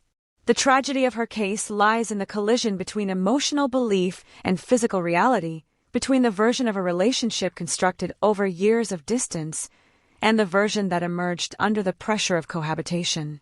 In that space between expectation and experience, Ashley's final chapter began to take shape, not as a sudden rupture, but as a gradual accumulation of emotional weight that would ultimately lead to irreversible consequences. By the time February 1st, 2022 arrived, there was nothing externally remarkable about the day in Chelmsford. It was a winter day in England, the kind of day where the sky remains low and gray, pressing down on rooftops and streets with a quiet heaviness that seems to dull everything beneath it. Life outside continued in its ordinary rhythm, unaware that inside one of the residential apartments, a sequence of events was unfolding that would end in irreversible violence. For Ashley Wadsworth, this day was not supposed to be the end of anything. It was part of a life she had recently chosen, a life she had traveled across an ocean to begin. But within the confined space of that apartment, the emotional tensions that had been building over time reached a breaking point that would permanently alter the trajectory of multiple lives. In the hours leading up to the incident, the environment inside the apartment was already charged with emotional instability. The relationship between Ashley and Jack Seppel had, according to later investigative findings, been deteriorating under the weight of repeated conflict and emotional strain. While the exact details of every conversation that took place that day remain known only through fragments of evidence and reconstructed timelines, the broader context suggests a pattern of escalating tension that had been developing over preceding weeks. This was not a sudden rupture from a state of calm, but rather the culmination of a process in which emotional control had become increasingly fragile. At the center of this instability was Ashley's growing desire to leave the situation and return to Canada. This intention represented more than just a logistical decision. It was a psychological shift, a reassertion of independence in a relationship that had begun to feel unsafe. For someone already living in a foreign country, far from family and familiar support systems, the decision to leave carries immense emotional and practical weight. It requires planning, communication, and most importantly, the ability to safely disengage from a partner who may not respond well to separation. In many domestic violence cases, this stage is recognized as one of the most dangerous moments because it introduces the possibility of loss of control for the other party. Within the apartment, this underlying reality created an atmosphere of heightened emotional sensitivity. Conversations that might otherwise have been routine became charged with implication. The idea of separation, once abstract, had become concrete. Ashley was no longer simply thinking about the relationship. She was reconsidering its continuation. This shift is often perceived intensely by the other partner, especially in relationships where emotional dependency or control dynamics are present. The perception of imminent departure can trigger reactions that escalate beyond verbal conflict. On that day, the apartment itself became a closed system, cut off from external moderation. There were no interruptions from outside life that might have diffused tension. No neutral space where emotions could be reset. Everything occurred within a confined environment where emotional responses could intensify without relief. In such conditions, the boundary between argument and crisis can become dangerously thin. At some point during the final interaction, the situation escalated from verbal conflict into physical violence. The exact sequence of words exchanged in those final moments has not been fully reconstructed in public detail, but what is known is that the confrontation moved into Ashley's bedroom, a space that should have represented privacy and safety, but instead became the setting for the final and most devastating act of the incident. It is within this enclosed space that the physical attack began. The assault itself involved multiple stages of violence. It began with strangulation, an act that requires close physical proximity and sustained force, indicating not only intent but also prolonged engagement with the victim during the act. Strangulation is particularly significant in forensic and psychological analysis because it reflects a level of control over the victim's ability to breathe, speak, and resist. It is an act that unfolds over time rather than occurring instantaneously, creating a window in which the situation continues to escalate. Following this initial phase, the violence intensified into a sustained knife attack. The number of injuries inflicted was later determined to be approximately 90 stab wounds. This detail is not simply a statistic, but a reflection of the intensity and duration of the attack. In forensic interpretation, such a number suggests repeated and forceful actions, far beyond what would be necessary to cause death. It reflects a state in which the violence continued well after lethal injury had already been inflicted. Ashley died within that room as a result of these injuries, primarily due to extensive blood loss. The combination of strangulation and repeated stabbing created a situation in which survival was not possible. The bedroom, which had once been part of an ordinary domestic setting, became the final physical space of her life. The transformation of a private room into a scene of fatal violence is one of the most haunting aspects of domestic homicide cases because it collapses the boundary between intimacy and destruction. What makes this moment particularly difficult to comprehend is not only the brutality of the act itself, but the sudden collapse of all prior expectations. There is no public record of any external intervention during the critical moments of escalation. No neighbor entering the apartment, no immediate disruption from outside forces. The violence unfolded within the closed system of the household, isolated from immediate interruption. After the attack, the behavior of Jack Seppel diverged from what might typically be expected in cases of attempted concealment or escape. Instead of fleeing the scene, he remained within the apartment. In a highly unusual development, he recorded a video on his phone in which he acknowledged what had occurred. In that recording, Ashley's body was visible in the background, and he reportedly admitted to having killed her. His demeanor, as later described through investigative references, reflected emotional distress and instability rather than calculated evasion. He also contacted emergency services himself, effectively initiating the arrival of law enforcement. This act introduced complexity into the interpretation of his mental and emotional state at the time. While some cases involve immediate attempts to destroy evidence or flee jurisdiction, this case presented a scenario in which the perpetrator remained on site and actively engaged with authorities. Such behavior can be interpreted in multiple ways, ranging from emotional collapse to disorientation following extreme violence. When police arrived at the scene, they were confronted with a completed crime scene rather than an ongoing incident. The apartment was secured, and Jack Seppel was taken into custody without resistance. The weapon used in the attack was recovered during the initial response. The video evidence on his phone, combined with the physical evidence within the apartment, immediately provided investigators with a clear indication of what had occurred. For first responders and investigators, scenes like this are not only procedural challenges but also emotional ones. They involve processing a situation where a young life has already been lost in a highly violent manner, while simultaneously securing evidence and establishing control over the environment. Every object within the space becomes part of a larger narrative that must be reconstructed later in detail. Outside the apartment, the world remained unchanged in its routine patterns. There was no immediate public awareness of what had occurred inside. Neighbors may have continued their day, unaware that one of the most severe domestic homicide cases in the region had just taken place within a nearby residence. This disconnect between internal tragedy and external normality is one of the most striking features of such cases. Life outside does not pause, even when life inside has ended. By the end of February 1st, the initial phase of the investigation had begun, but the emotional reality of what had happened was already fixed. A young woman who had crossed continents in search of love had been killed inside the home she believed would represent a new beginning. The incident itself was not just an isolated act of violence, but the final point in a chain of emotional and relational developments that had been building over time. What remained at this stage was not yet justice, nor explanation, but the stark reality of irreversible loss contained within the walls of a single apartment that had transformed from a shared living space into the center of a homicide investigation. When police first stepped into the apartment in Chelmsford, they were not entering a space of uncertainty about what had happened in the most basic sense. The situation had already been partially revealed through the actions of the suspect himself, but what remained was the full physical confirmation of a reality that no amount of prior briefing can truly prepare investigators for. The threshold between hallway and interior is often where cases shift from abstract reports into concrete trauma. Inside, the air carries a stillness that feels unnatural, not because it is silent, but because it has stopped participating in ordinary life. The bedroom where Ashley Wadsworth was found had become the center of everything.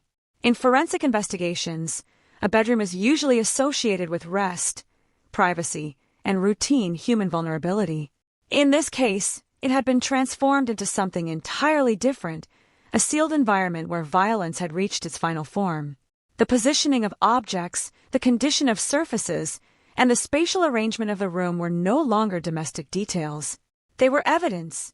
Every visual element had to be treated as part of a timeline that needed reconstruction.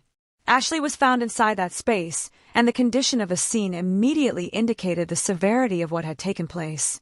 The physical evidence reflected a sustained and extreme level of violence, consistent with the later confirmed findings of strangulation, followed by multiple stab wounds.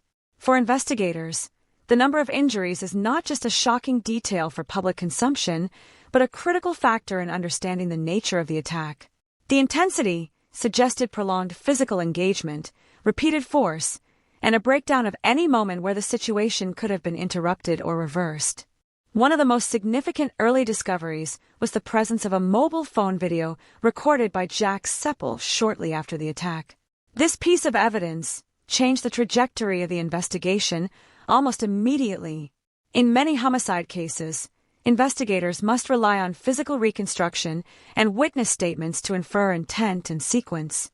Here, however, there was direct audio-visual material that captured the aftermath in real time. The video reportedly showed Ashley's body in the background while Jack spoke directly to the camera, acknowledging what had occurred and expressing emotional distress. This type of self-recorded evidence is rare, and it introduces a raw, unfiltered perspective that no external testimony can replicate. The presence of this recording also influenced the initial interpretation of events by investigators. It suggested that the situation had not transitioned into a prolonged attempt to conceal the crime. Instead, it appeared to reflect a moment of immediate psychological collapse or disorientation following the act itself.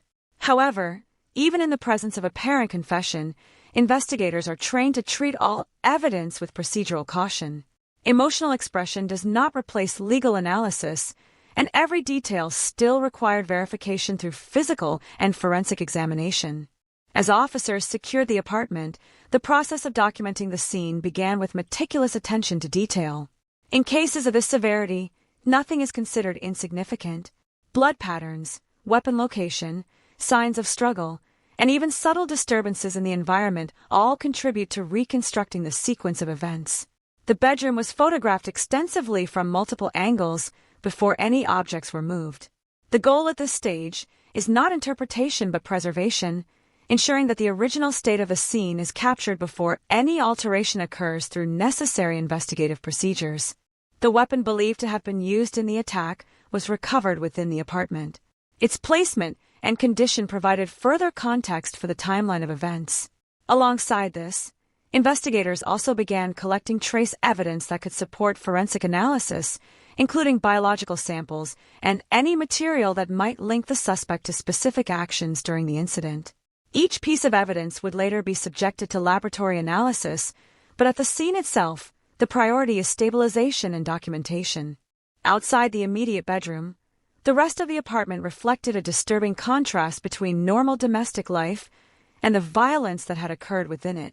Everyday objects remained in place, untouched by the intensity of what had unfolded in one specific room. This separation between ordinary surroundings and extreme violence is a recurring psychological element in domestic homicide scenes. It reinforces the sense that tragedy does not always consume an entire environment, but can instead concentrate itself in a single point within it. As the scene was secured, attention also turned to the suspect, Jack Seppel, who was still present in the apartment when police arrived. He was taken into custody without resistance. His condition at the time, as later understood through investigative reports, reflected a state of emotional instability. The fact that he had remained at the scene and contacted authorities himself added complexity to the initial assessment. In many cases, suspects attempt to flee or distance themselves from the location. Here, however, there was no attempt to physically escape, which immediately shaped the early narrative of the investigation. During the initial questioning phase, which began after standard procedural safeguards were established, investigators focused on establishing a clear timeline of events. However, early stages of homicide investigations are not about extracting full narratives immediately. They are about securing basic factual consistency. Who was present, what occurred, and in what order? Given the severity of the evidence already available, much of the foundational structure of the case was already visible before formal interrogation began. Neighbors in the building became an important source of supplementary information during these early hours. Some reported hearing raised voices coming from the apartment earlier in the day, describing moments of shouting that broke the otherwise normal quiet of the residential environment. These accounts, while not precise in content, helped establish that there had been audible conflict prior to the discovery of the crime. In domestic cases, such external observations often form the only bridge between private escalation and public awareness. Other neighbors described a sense of unease in retrospect, noting that while disturbances had been heard before, they had not fully understood their significance at the time. This is a common pattern in residential settings, where partial sensory information is often normalized or dismissed unless it becomes persistent or clearly alarming. Human perception tends to interpret isolated disturbances as temporary rather than indicative of ongoing danger, especially when no visible signs of distress are present. Inside the investigative process, attention also turned to digital evidence beyond the immediate video recorded by the suspect. Phones, messages, and communication history often provide crucial context in domestic homicide cases, particularly those involving long-distance relationships that transitioned into cohabitation. These digital traces can reveal patterns of emotional interaction, escalation, and intent that are not always visible in physical evidence alone. As the initial crime scene processing continued, investigators began constructing a preliminary timeline that would later be refined through forensic analysis and formal statements. What emerged at this early stage was a picture of a relationship that had undergone significant strain prior to the final incident, consistent with later confirmed accounts of emotional instability and conflict. However, at the scene itself, these broader interpretations remained secondary to the immediate task of preserving evidence. The emotional weight of the discovery also extended beyond the technical aspects of the investigation. For officers on site, cases involving young victims who have moved internationally carry a particular psychological impact. There is an added awareness of distance, of separation from family, and of the abrupt interruption of a life that was still in its early stages of development. While professionals are trained to maintain procedural focus, the human reality of the situation is never entirely absent. By the end of the initial processing phase, the apartment had been transformed from a domestic space into a fully documented crime scene. Every object, every surface, every trace of disturbance had been recorded for further analysis. What remained was not just a physical location, but a structured archive of evidence that would form the foundation of the legal case to follow. The discovery phase of the investigation did not provide emotional closure or narrative understanding. Instead, it provided something more immediate and more stark: confirmation.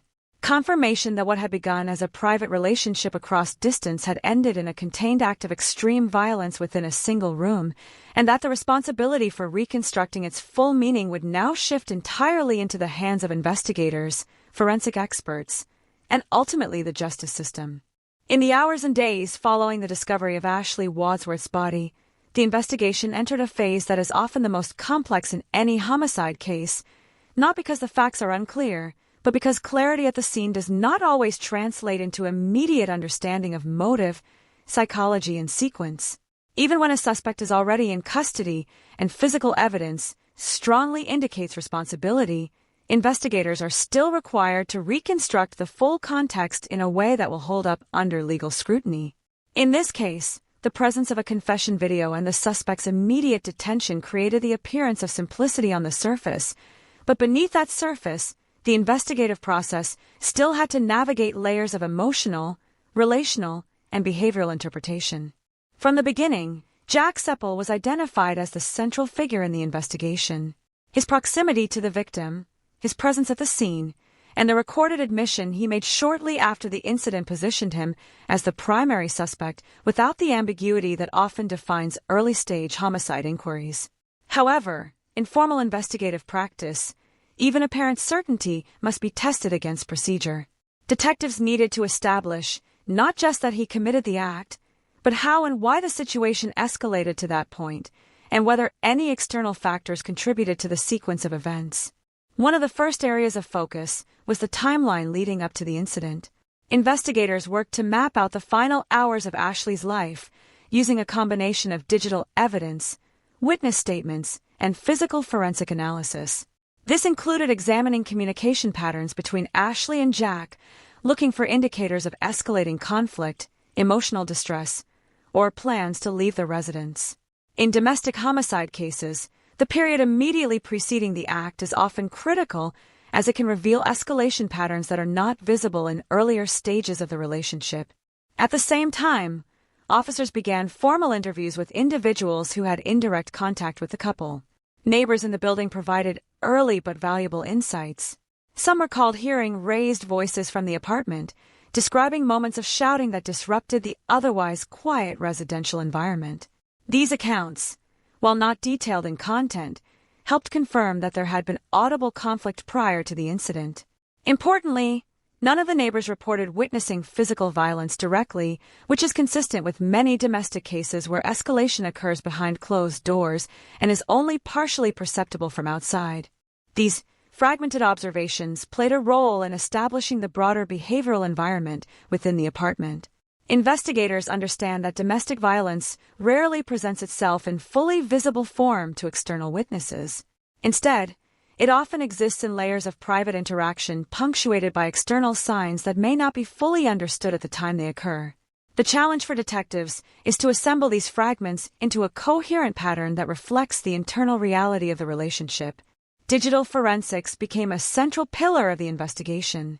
The analysis of mobile phones and electronic communications provided insight into the emotional dynamics between Ashley and Jack in the weeks leading up to the incident.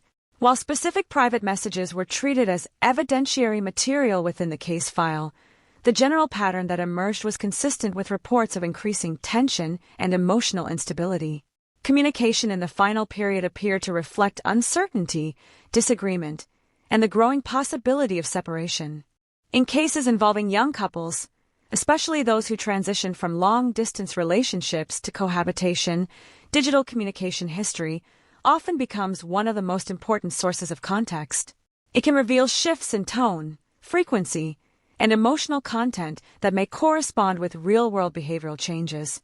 For investigators, this information is not used in isolation, but as part of a broader reconstruction of relational dynamics. Another critical element of the investigation involved forensic examination of the crime scene itself beyond the immediate bedroom where the fatal attack occurred. The spatial layout of the apartment, signs of movement, and distribution of evidence were analyzed to determine the sequence of events. Blood pattern analysis, in particular, helps establish movement and intensity during violent encounters, allowing investigators to infer positions, transitions, and duration of physical interaction.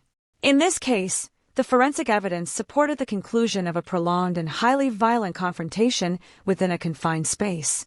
The presence of the recorded video made by Jack Seppel shortly after the incident also became a key evidentiary component. While emotionally disturbing in nature, it provided investigators with immediate post-incident behavioral data. In the video, his acknowledgement of the act and visible emotional distress contributed to an understanding of his psychological state at that moment. However, investigators were careful not to interpret the video as a standalone explanation of intent or mental condition. Instead, it was treated as one piece within a larger evidentiary framework. As the investigation progressed, attention also turned to Jack's background, including his prior behavioral history, personal circumstances and any factors that might help contextualize his actions. In homicide investigations, background analysis is not used to justify behavior, but to understand potential contributing influences that may have shaped decision-making patterns. This includes examining past relationships, behavioral reports, and any documented signs of instability or aggression. The concept of emotional control within the relationship also became a subject of investigative interest.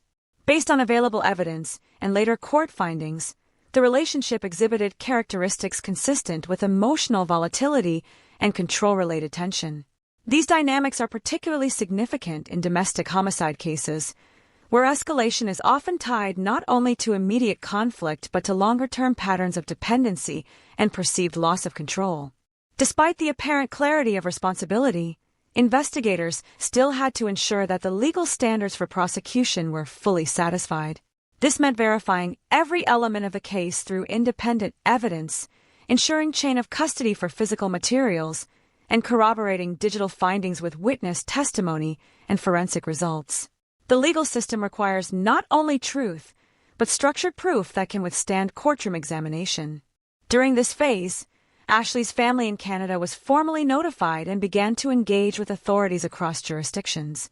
International cases introduce additional procedural layers, including coordination between law enforcement agencies and consular support. For families, this stage is often marked by emotional devastation combined with procedural complexity as they navigate both grief and the formal processes surrounding repatriation and legal proceedings. Public awareness of the case began to grow as information gradually became available through official channels and media reporting. However, investigators typically operate with caution during early stages of homicide inquiries, releasing limited details to preserve evidentiary integrity. This balance between public interest and investigative confidentiality is a standard part of major criminal cases, particularly those involving young victims and high emotional impact. Within the investigative team, the case quickly evolved from an active inquiry into a structured prosecution file. The combination of confession, forensic evidence, and digital documentation created a strong evidentiary foundation. However, the psychological interpretation of events remained more complex. Understanding why the relationship deteriorated to the point of lethal violence requires more than physical evidence. It requires careful reconstruction of emotional trajectories over time. As the investigation moved forward, the focus gradually shifted from immediate fact-finding to preparation for legal proceedings. This included compiling comprehensive reports, organizing forensic findings into admissible formats, and preparing witness statements for court presentation. Every detail had to be carefully structured to ensure that the narrative of events was supported by verifiable evidence rather than assumption. By the end of this phase, the investigation had reached a point of procedural consolidation. The central facts were established, the primary suspect was in custody, and the evidentiary framework was largely complete. What remained was the transition from investigation to justice process, where the raw reality of what had occurred would be examined in a formal legal setting. As the investigation transitioned into the judicial phase, the case of Ashley Wadsworth entered a different kind of gravity, one that no longer belonged to the crime scene or the immediate urgency of police work, but to the structured, procedural world of the courtroom. This is the stage where facts are no longer simply discovered, but tested, organized, and presented in a way that must withstand legal scrutiny, defense challenge, and the formal requirements of justice. For a case that already appeared straightforward in terms of responsibility, this phase was not about determining who committed the act, but about understanding how the law would define it, and how the narrative of events would be formally established in front of a judge and jury. Jack Seppel's early position in the legal process was shaped heavily by the evidence already collected during the investigation. The combination of his presence at the scene, the physical forensic findings, and the recorded video in which he acknowledged the killing created a case that did not rely on inference or indirect suspicion. In many homicide trials, prosecutors must construct intent through layered evidence and behavioral interpretation. In this case, however, the evidentiary structure was already direct and heavily concentrated. The legal question was not whether he caused Ashley's death, but how the court would categorize the nature of that act within the framework of criminal responsibility. As proceedings advanced, Jack Seppel formally admitted guilt to the charge of murder. This plea removed the need for a full contested trial on the question of factual responsibility, shifting the courtroom's focus towards sentencing and legal characterization. In doing so, the emotional weight of the case moved from evidentiary debate into judicial evaluation. The courtroom was no longer a place to uncover truth, but to measure its consequences in legal terms. During sentencing discussions, the court was presented with a detailed reconstruction of the events leading to Ashley's death. Prosecutors outlined the progression from relationship tension to final confrontation, emphasizing the escalation of violence within a domestic setting. The brutality of the attack, particularly the combination of strangulation and multiple stab wounds, was highlighted as evidence of extreme and sustained violence. In legal terms, such details are not used for emotional amplification but for classification, helping the court determine the severity of culpability and the appropriate sentencing range. The judge in the case described the actions as exceptionally violent and emphasized the devastating nature of the loss suffered by Ashley's family.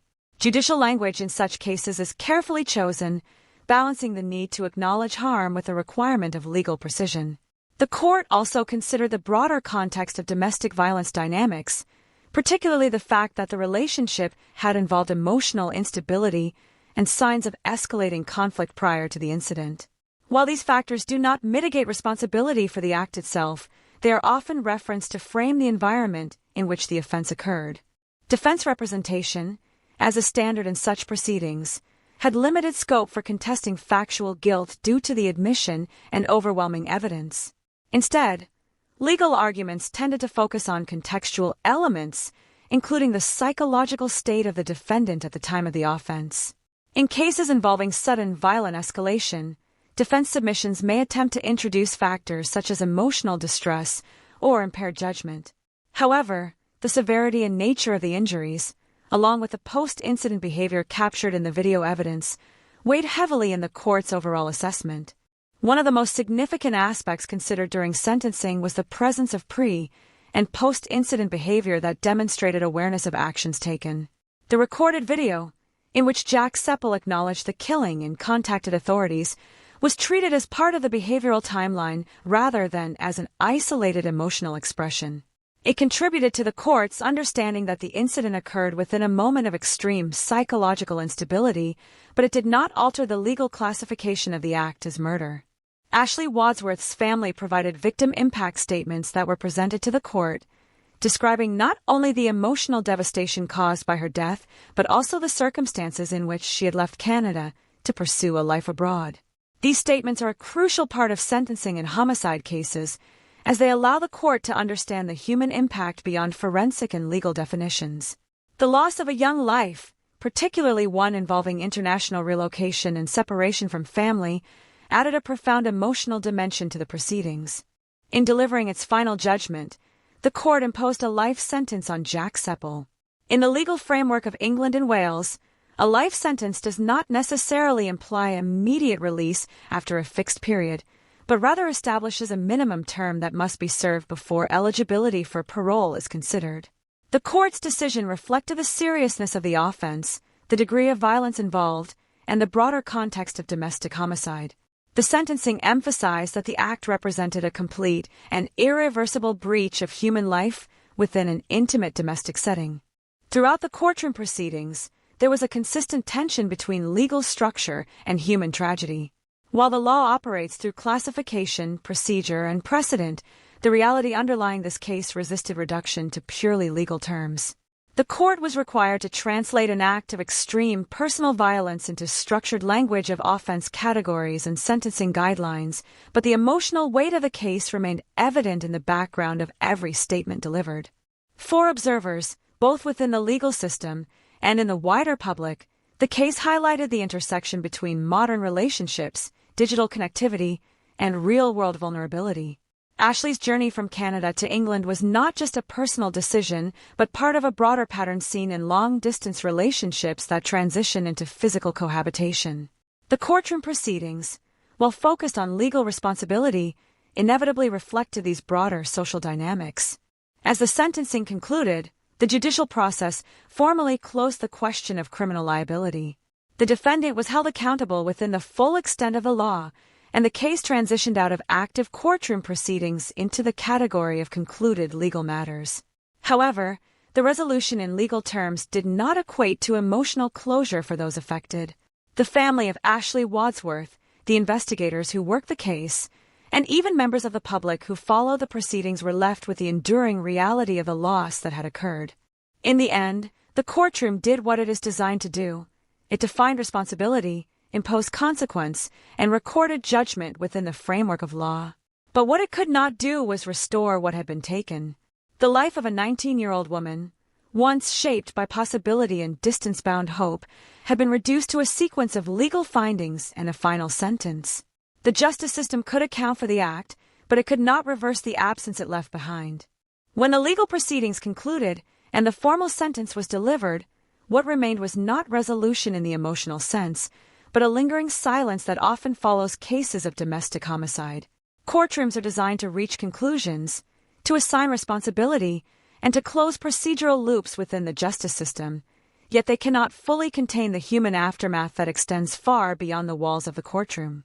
For Ashley Wadsworth's family, the end of the trial marked not an ending, but a permanent confirmation of loss that had already been felt since the moment they learned of her death in England. Ashley's family, thousands of kilometers away in Canada, experienced the case through a combination of official communication, media coverage, and court statements. No legal document or formal judgment can replicate the lived reality of receiving news that a daughter, a sister, a loved one who had left home in pursuit of a new life, would never return. In cases involving international relocation, grief is often compounded by distance, because the physical separation between family and the site of tragedy creates an additional layer of helplessness. They were not present at the apartment in Chelmsford, not present at the moment investigators arrived, not present at the scene where Ashley's life ended, yet they were forced to reconstruct those final moments through evidence, reports, and courtroom descriptions. During the sentencing phase, victim impact statements became one of the most emotionally significant elements of the proceedings. These statements, read into the court record, carry the voice of a family attempting to articulate a loss that defies structured language. They spoke not only about Ashley as a victim of crime, but as a daughter who had made a decision to trust, to love, and to build a future in a different country. The emotional weight of those statements highlighted a central truth that often emerges in homicide cases. The legal system defines events in terms of acts and consequences, while families experience them as absence, interruption, and irreversible change. In the aftermath of the trial, public discourse around the case began to expand beyond the courtroom narrative. The circumstances of Ashley's death, involving a young woman who had moved abroad for a long-distance relationship, prompted broader reflection on the risks associated with digital relationships that transition into physical cohabitation. While online relationships are a normal part of modern social interaction, this case highlighted how emotional bonds formed over distance can sometimes obscure critical warning signs that only become visible when the relationship enters real-world conditions. There was also discussion about emotional dependency and isolation, particularly in situations where one partner relocates internationally. When a person moves to a new country for a relationship, they often lose immediate access to familiar support systems. Friends and family are no longer physically present, and the surrounding environment is unfamiliar. This creates a condition where the partner becomes not only a romantic figure, but also the primary source of emotional stability, social interaction, and daily structure. In such circumstances, any instability within the relationship can have amplified psychological impact because there are fewer external anchors to provide balance. Ashley's case became part of a wider conversation about domestic violence awareness, particularly in relationships that may not initially appear threatening from the outside. One of the most difficult aspects of domestic violence is that it often develops within private spaces, shielded from public observation. Neighbors may hear fragments of conflict, friends may notice changes in communication, but the full picture is rarely visible until a critical point is reached. This case reinforced the importance of recognizing early signs of emotional control, escalating conflict, and feelings of unsafety within relationships, even when those relationships are built on long-standing emotional connection. At the same time, it is important to understand that hindsight often creates the illusion of clarity. From the outside, it is easy to identify moments that appear like warning signs. From within the lived experience of a relationship, however, those same moments can feel ambiguous, intermittent, or open to interpretation. Emotional attachment, history, and hope often complicate decision-making in ways that are not easily captured in retrospective analysis. Ashley's situation reflected this complexity, where long-term emotional investment intersected with emerging discomfort in a way that did not produce immediate or simple conclusions. The justice process, while definitive in legal terms, also raises questions about prevention rather than only punishment. Once a case reaches the stage of homicide, the system's role becomes reactive rather than preventive. Courts can assign responsibility and impose sentences, but they cannot intervene in the relational dynamics that led to the violence before it occurred. This limitation is not unique to this case, but is inherent in how criminal justice systems operate. The deeper challenge lies in identifying risk earlier, particularly in domestic environments where external visibility is limited. For those who follow the case publicly, there was a strong emotional response to the contrast between Ashley's age, her circumstances, and the severity of what happened to her. 19 years old represents a stage of life associated with transition, possibility, and exploration. In this case, that stage intersected with a relationship that had already spanned several years and geographical boundaries, culminating in a decision that carried profound consequences. The emotional resonance of this contrast contributed to the widespread attention the case received. Within the broader societal context, the case also reflects the evolving nature of relationships in a digital age. Long-distance relationships supported by constant communication can create a sense of closeness that feels as real as physical proximity. However, the transition from digital connection to physical cohabitation introduces variables that cannot be fully anticipated through online interaction alone. Personality dynamics, emotional regulation, and conflict resolution all manifest differently in shared physical space than they do through mediated communication. As the case receded from active legal proceedings, what remained was not only the memory of the event itself, but the ongoing impact on those directly affected.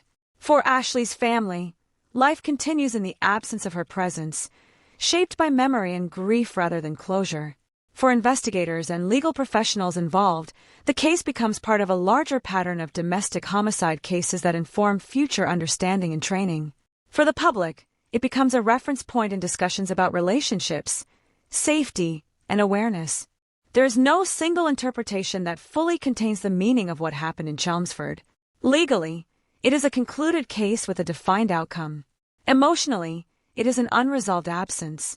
Socially, it is a reminder of the fragile boundary between trust and vulnerability in intimate relationships. And humanly, it is the story of a young woman who left her home believing she was stepping into a shared future, only to find that the reality she entered would end her life far too soon. The aftermath of the case does not offer answers that feel complete. Instead, it leaves behind questions that extend beyond the courtroom into the spaces where relationships form, where trust is built, and where warning signs are sometimes recognized too late. When a case like this reaches its final legal conclusion, there is a tendency for the public mind to search for a sense of completion, as if a sentence handed down in court could also bring emotional resolution to everything that came before it. But the story of Ashley Wadsworth resists that kind of closure. What remains after the investigation, after the trial, after the formal declaration of guilt and sentencing, is not an ending that feels complete, but a quiet and persistent absence that continues to echo far beyond the courtroom walls. It is the absence of a 19-year-old life that once held ordinary plans, private hopes, and a future that was still unfolding in ways she could not yet fully know. Ashley's story is often discussed in the context of domestic violence, but it is also a story about trust formed across distance, about how emotional connection can develop in spaces that are both deeply intimate and structurally limited at the same time. In long-distance relationships, especially those that begin during adolescence, emotional bonds are often built through sustained communication that creates a sense of closeness without physical verification. Over time, this can feel as real and stable as any in-person relationship because the emotional consistency becomes the primary measure of truth. For Ashley, Years of communication created a foundation of belief in a future that seemed already established before she ever set foot in England. The tragedy lies not only in what happened, but in the contrast between expectation and reality.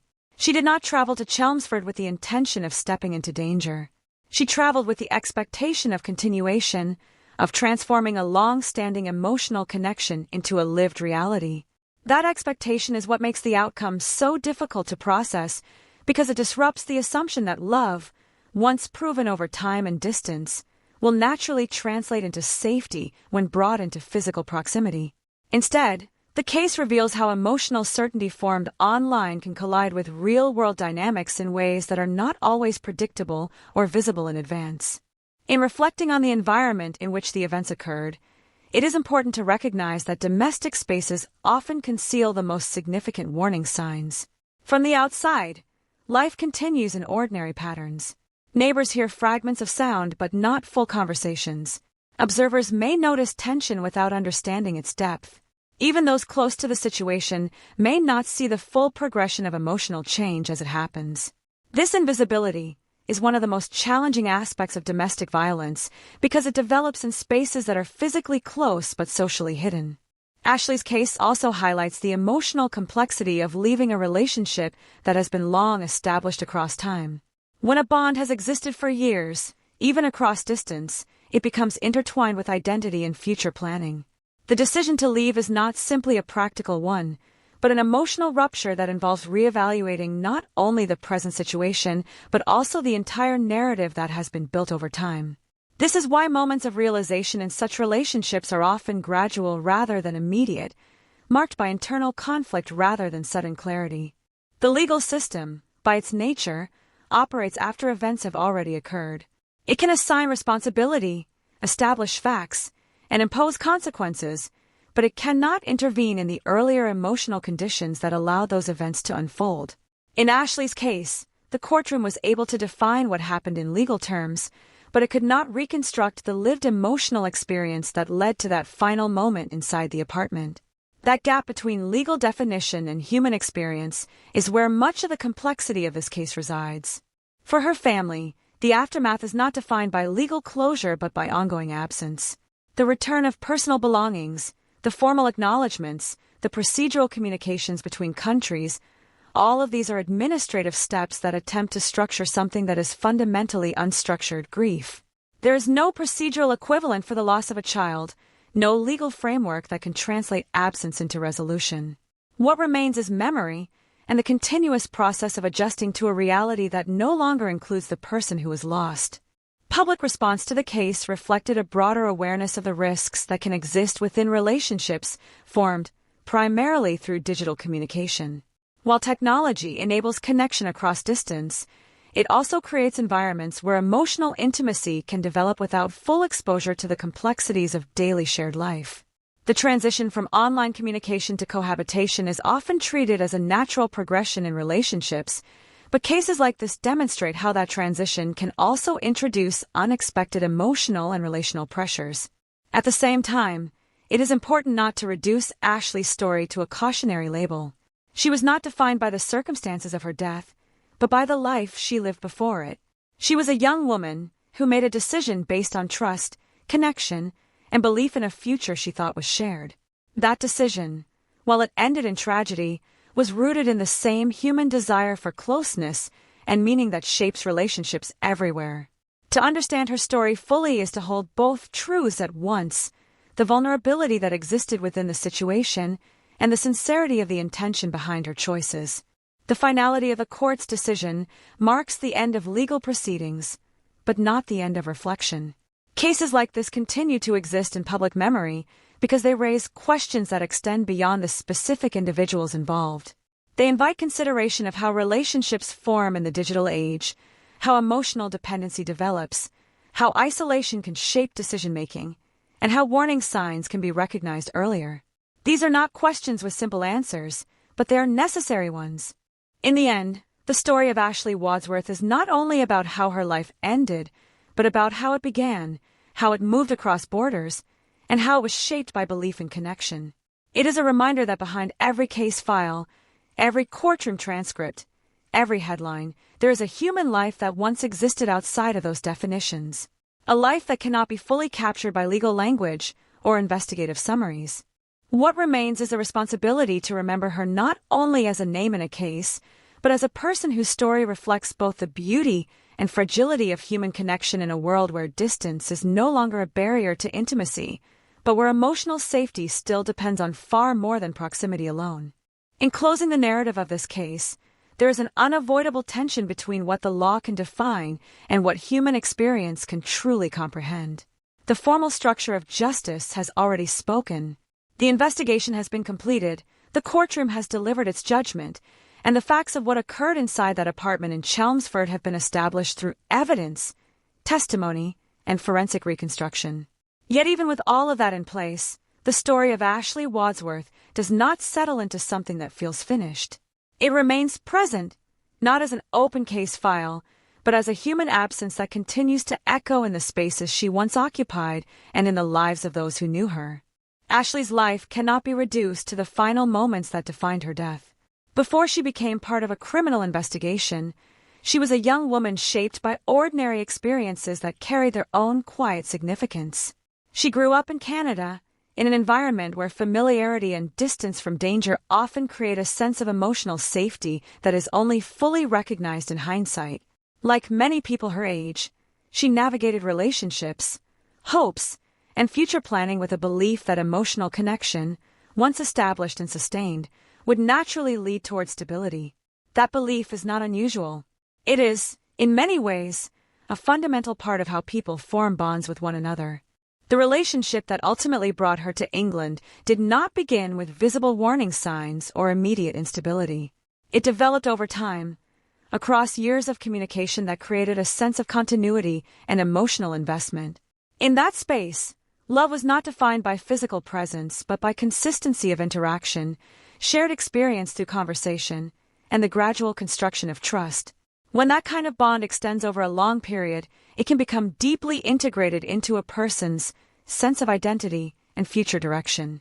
Decisions made within that framework often feel less like risk and more like fulfillment of something already established. The move from Canada to England represented a turning point that was both geographical and emotional. It marked the transition from imagined proximity to physical reality, from distance-based connection to shared daily life. This transition is often where relationships reveal complexities that were previously hidden by separation. Living together removes the buffer of distance and introduces continuous interaction, where emotional responses are no longer delayed or softened but immediate and unfiltered. In such environments, small tensions can accumulate more quickly, and emotional regulation becomes more critical to maintaining stability. What unfolded inside the apartment in Chelmsford was not the result of a single moment in isolation, but the culmination of a process that developed within that shared space. The details of the final incident are documented in forensic and legal records, but beyond those facts lies a broader pattern of relational strain, emotional volatility, and escalating conflict. These patterns are often difficult to recognize in real time, especially for individuals who are emotionally invested in the relationship and do not yet have external distance from it. One of the most difficult aspects of domestic tragedy is that it often occurs within environments that appear ordinary from the outside. There is no external architecture that signals what is happening inside. Life in the surrounding area continues without interruption, while within a single household, conditions may be deteriorating in ways that are not fully visible to others. This separation between external normality and internal crisis is one of the reasons such cases are so difficult to predict and prevent. Ashley's story also reflects the broader realities of emotional isolation that can occur when a person moves away from their home country for a relationship. Physical distance from family and established support networks can increase emotional reliance on a partner, especially in the early stages of relocation. While this is not inherently problematic, it becomes significant in situations where the relationship itself is unstable. Without nearby support systems, the ability to process conflict, seek advice, or gain perspective becomes more limited, and emotional experiences are often contained within the relationship itself. In reflecting on the outcome of this case, it is important to acknowledge that justice, while necessary, is not the same as healing. The legal process can determine responsibility and impose consequences, but it cannot restore what has been lost or reverse the permanence of absence. For Ashley's family, the outcome of the trial represents accountability within the justice system, but it does not alter the lived reality of grief. That reality continues beyond courtrooms, beyond sentencing, and beyond public attention. At a societal level, cases like this often become points of reflection about relationships in the digital age. The ability to form deep emotional connections across distance is now a normal part of modern life, but it also introduces new forms of complexity. Emotional intimacy can develop without physical presence, and trust can be built through communication alone. While this can create meaningful relationships, it also means that the transition from online connection to real-world cohabitation carries emotional and psychological challenges that are not always fully anticipated. However, it is equally important not to reduce Ashley's story to a general warning or simplified lesson. She was not an abstraction or a case study. She was a person whose choices were shaped by trust, emotional sincerity, and belief in a shared future. Understanding her story requires holding both the reality of what happened and the humanity of who she was. To focus only on the outcome is to miss the life that existed before it. In the end, what remains is not resolution in the emotional sense, but remembrance. Remembrance of a life that moved across borders in pursuit of connection. Remembrance of the complexity of human relationships that can contain both hope and vulnerability. And remembrance of the fact that behind every case that enters the justice system, there is a story that began long before the moment it ended. The final reflection on this case is not a conclusion in the traditional sense. It is an acknowledgement that some stories do not close neatly because they are rooted in human experience rather than narrative design. Ashley Wadsworth's life, though cut short, remains part of a larger conversation about trust, distance, emotional dependence, and the fragile nature of safety within intimate relationships. And that conversation continues long after the courtroom has gone quiet. There is a point in every true crime story where the facts stop expanding and the meaning begins to settle in a different way, not as new information, but as lingering weight. After all the investigation, after the courtroom, after the official records have been written and sealed, what remains of Ashley Wadsworth's case is not movement or resolution, but stillness. A stillness that feels almost disproportionate to the speed at which everything unfolded in those final hours inside a small apartment in Chelmsford. It is the kind of stillness that forces reflection, not on the mechanics of what happened, but on the conditions that allowed a life filled with possibility to end in such irreversible collapse. Ashley's story does not begin with violence, and it does not belong solely to the moment it ended. It stretches backward into a life shaped by ordinary experiences, quiet personality, and emotional openness. She was someone who, like many young people, believed in the idea that connection could bridge distance. That time spent apart did not weaken emotional truth but instead strengthened it. That belief is not unusual, and it is not irrational within its own context. It is, in fact, one of the most human things imaginable, the willingness to trust in continuity, even when the world is physically separated by geography.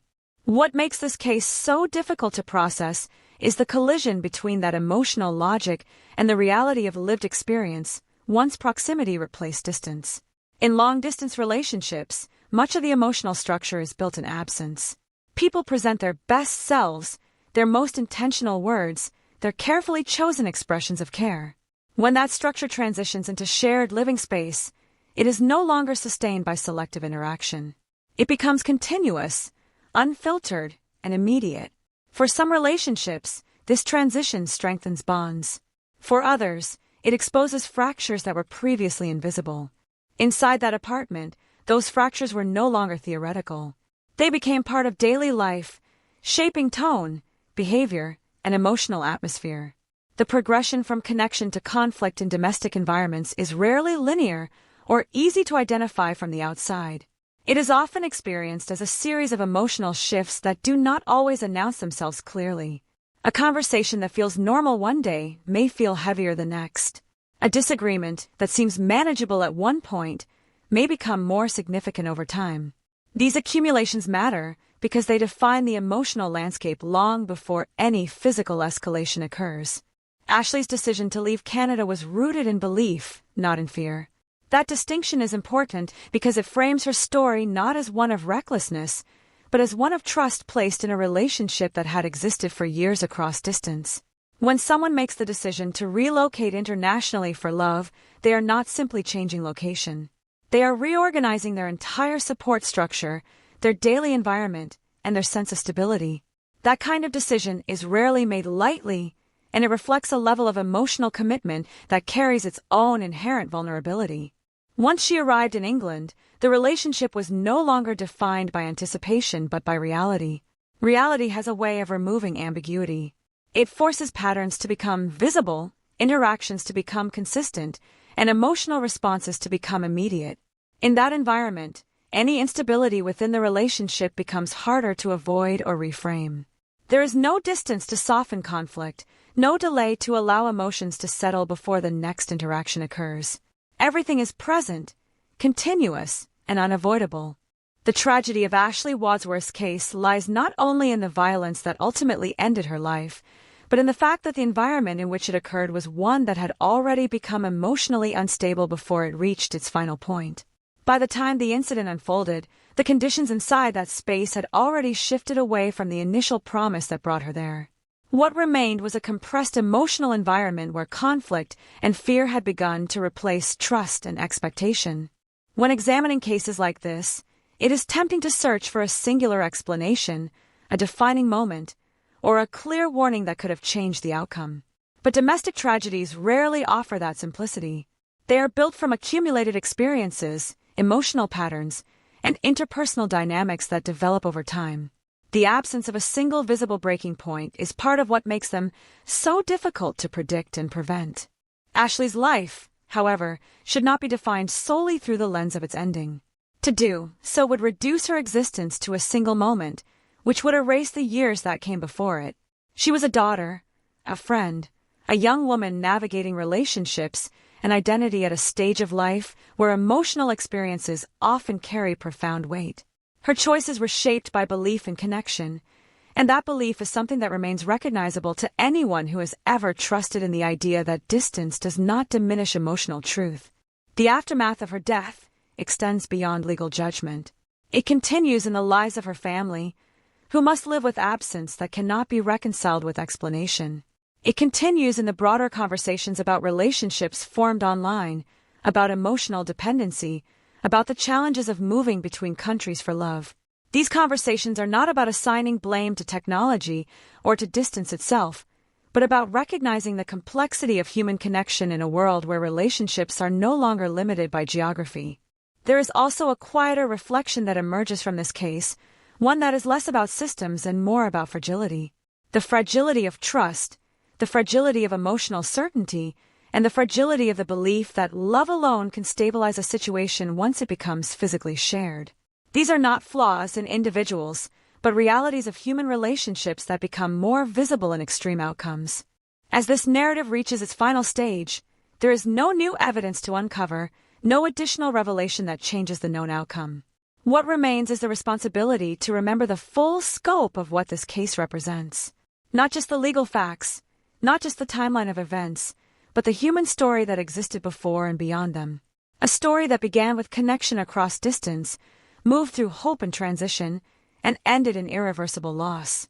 In the silence that follows, the most important thing left is not explanation, but acknowledgement. Acknowledgement that behind every case file is a life that once existed in full complexity, and that the weight of its ending does not erase the meaning of everything that came before it. When a case reaches its final stage in public memory, what often remains is not the sequence of events itself, but the questions that continue to echo long after the official narrative has closed. In the case of Ashley Wadsworth, those questions do not revolve around a lack of information, because the investigation, the forensic work, and the court proceedings have already established a clear factual framework. Instead, the lingering questions exist in the emotional and human space that law cannot fully occupy, the space where understanding and explanation are not the same thing. There is a natural human desire to search for turning points in stories like this, moments where everything could have changed, where a different decision might have altered the outcome. But domestic tragedies rarely present themselves in such clean divisions. They unfold in gradual shifts, in patterns of interaction that evolve over time without a single visible rupture. This is why they are so difficult to interrupt. From the outside, there is rarely a moment that clearly announces danger in advance. From the inside, emotional experience is often too complex, too intertwined with hope and history, to allow for immediate separation between discomfort and definitive recognition of risk. Ashley's case sits within that difficult space. Her journey was not defined by a sudden departure from safety into danger, but by a transition between emotional environments that only reveal their full complexity once proximity replaced distance. The relationship that had once existed through communication alone had already formed its emotional foundation before physical life together began. That foundation, built over years, carried with it a sense of stability that made the eventual transition feel natural rather than uncertain. This is an important aspect to understand because it explains why decisions that appear risky in hindsight often feel reasonable at the time they are made. Once she moved to England, the structure of the relationship changed in ways that cannot be fully replicated through digital communication. Physical presence removes distance as a buffer. Every interaction becomes immediate. Every emotional response becomes part of shared space, and there is no separation that allows time for reflection before the next exchange occurs. In such conditions, emotional dynamics become continuous rather than episodic, which can intensify both positive and negative experiences within the relationship. The environment inside the apartment in Chelmsford was not inherently defined by violence from the beginning. It became shaped over time by interaction, reaction, and accumulation. These are the elements that often define domestic environments under strain. Not a single defining incident, but a gradual layering of emotional responses that build upon one another until the overall atmosphere changes in character. This kind of progression is subtle in real time, but much more visible in hindsight once the outcome is known. What complicates understanding even further is the role of emotional perception within relationships. Each individual experiences the same environment differently, filtered through personal expectations, emotional needs, and psychological state. What may feel like tension to one person may feel like conflict resolution to another. What may feel like instability internally may not be fully expressed externally. This gap between internal experience and external perception is one of the reasons why domestic situations can remain hidden from broader awareness until they reach critical points. In reflecting on Ashley's life, it is essential not to allow the final chapter to overwrite everything that came before it. She was not defined solely by the circumstances of her death. She was defined by the choices she made, the relationships she formed, and the belief she held in the possibility of shared future. Those elements are part of a broader human story that existed independently of its tragic conclusion. To reduce her existence to a single outcome would be to lose sight of the full reality of who she was. At the same time, the responsibility of examining cases like this lies in recognizing patterns that extend beyond any one individual story. Domestic violence does not exist in isolation.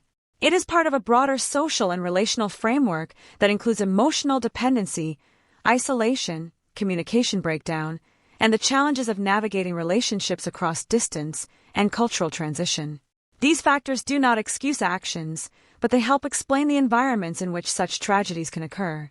There is also a broader reflection on how modern relationships are formed and maintained.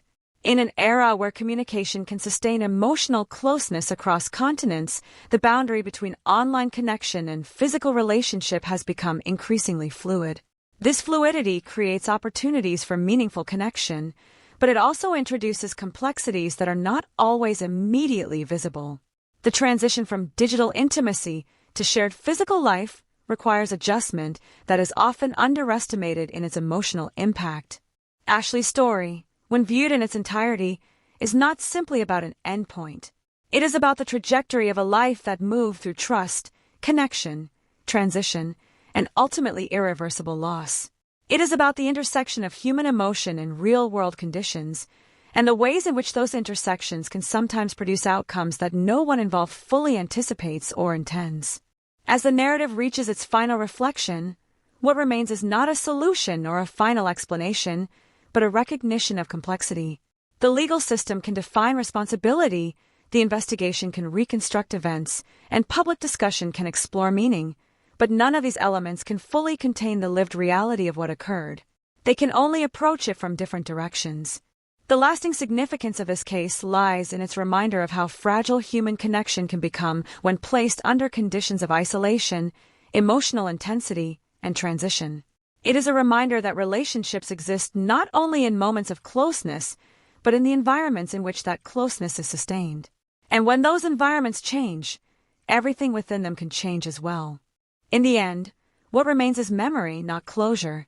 A memory of a young woman whose life crossed borders in pursuit of connection, and whose story now exists as part of a larger human conversation about trust, vulnerability, and the unpredictable nature of emotional reality.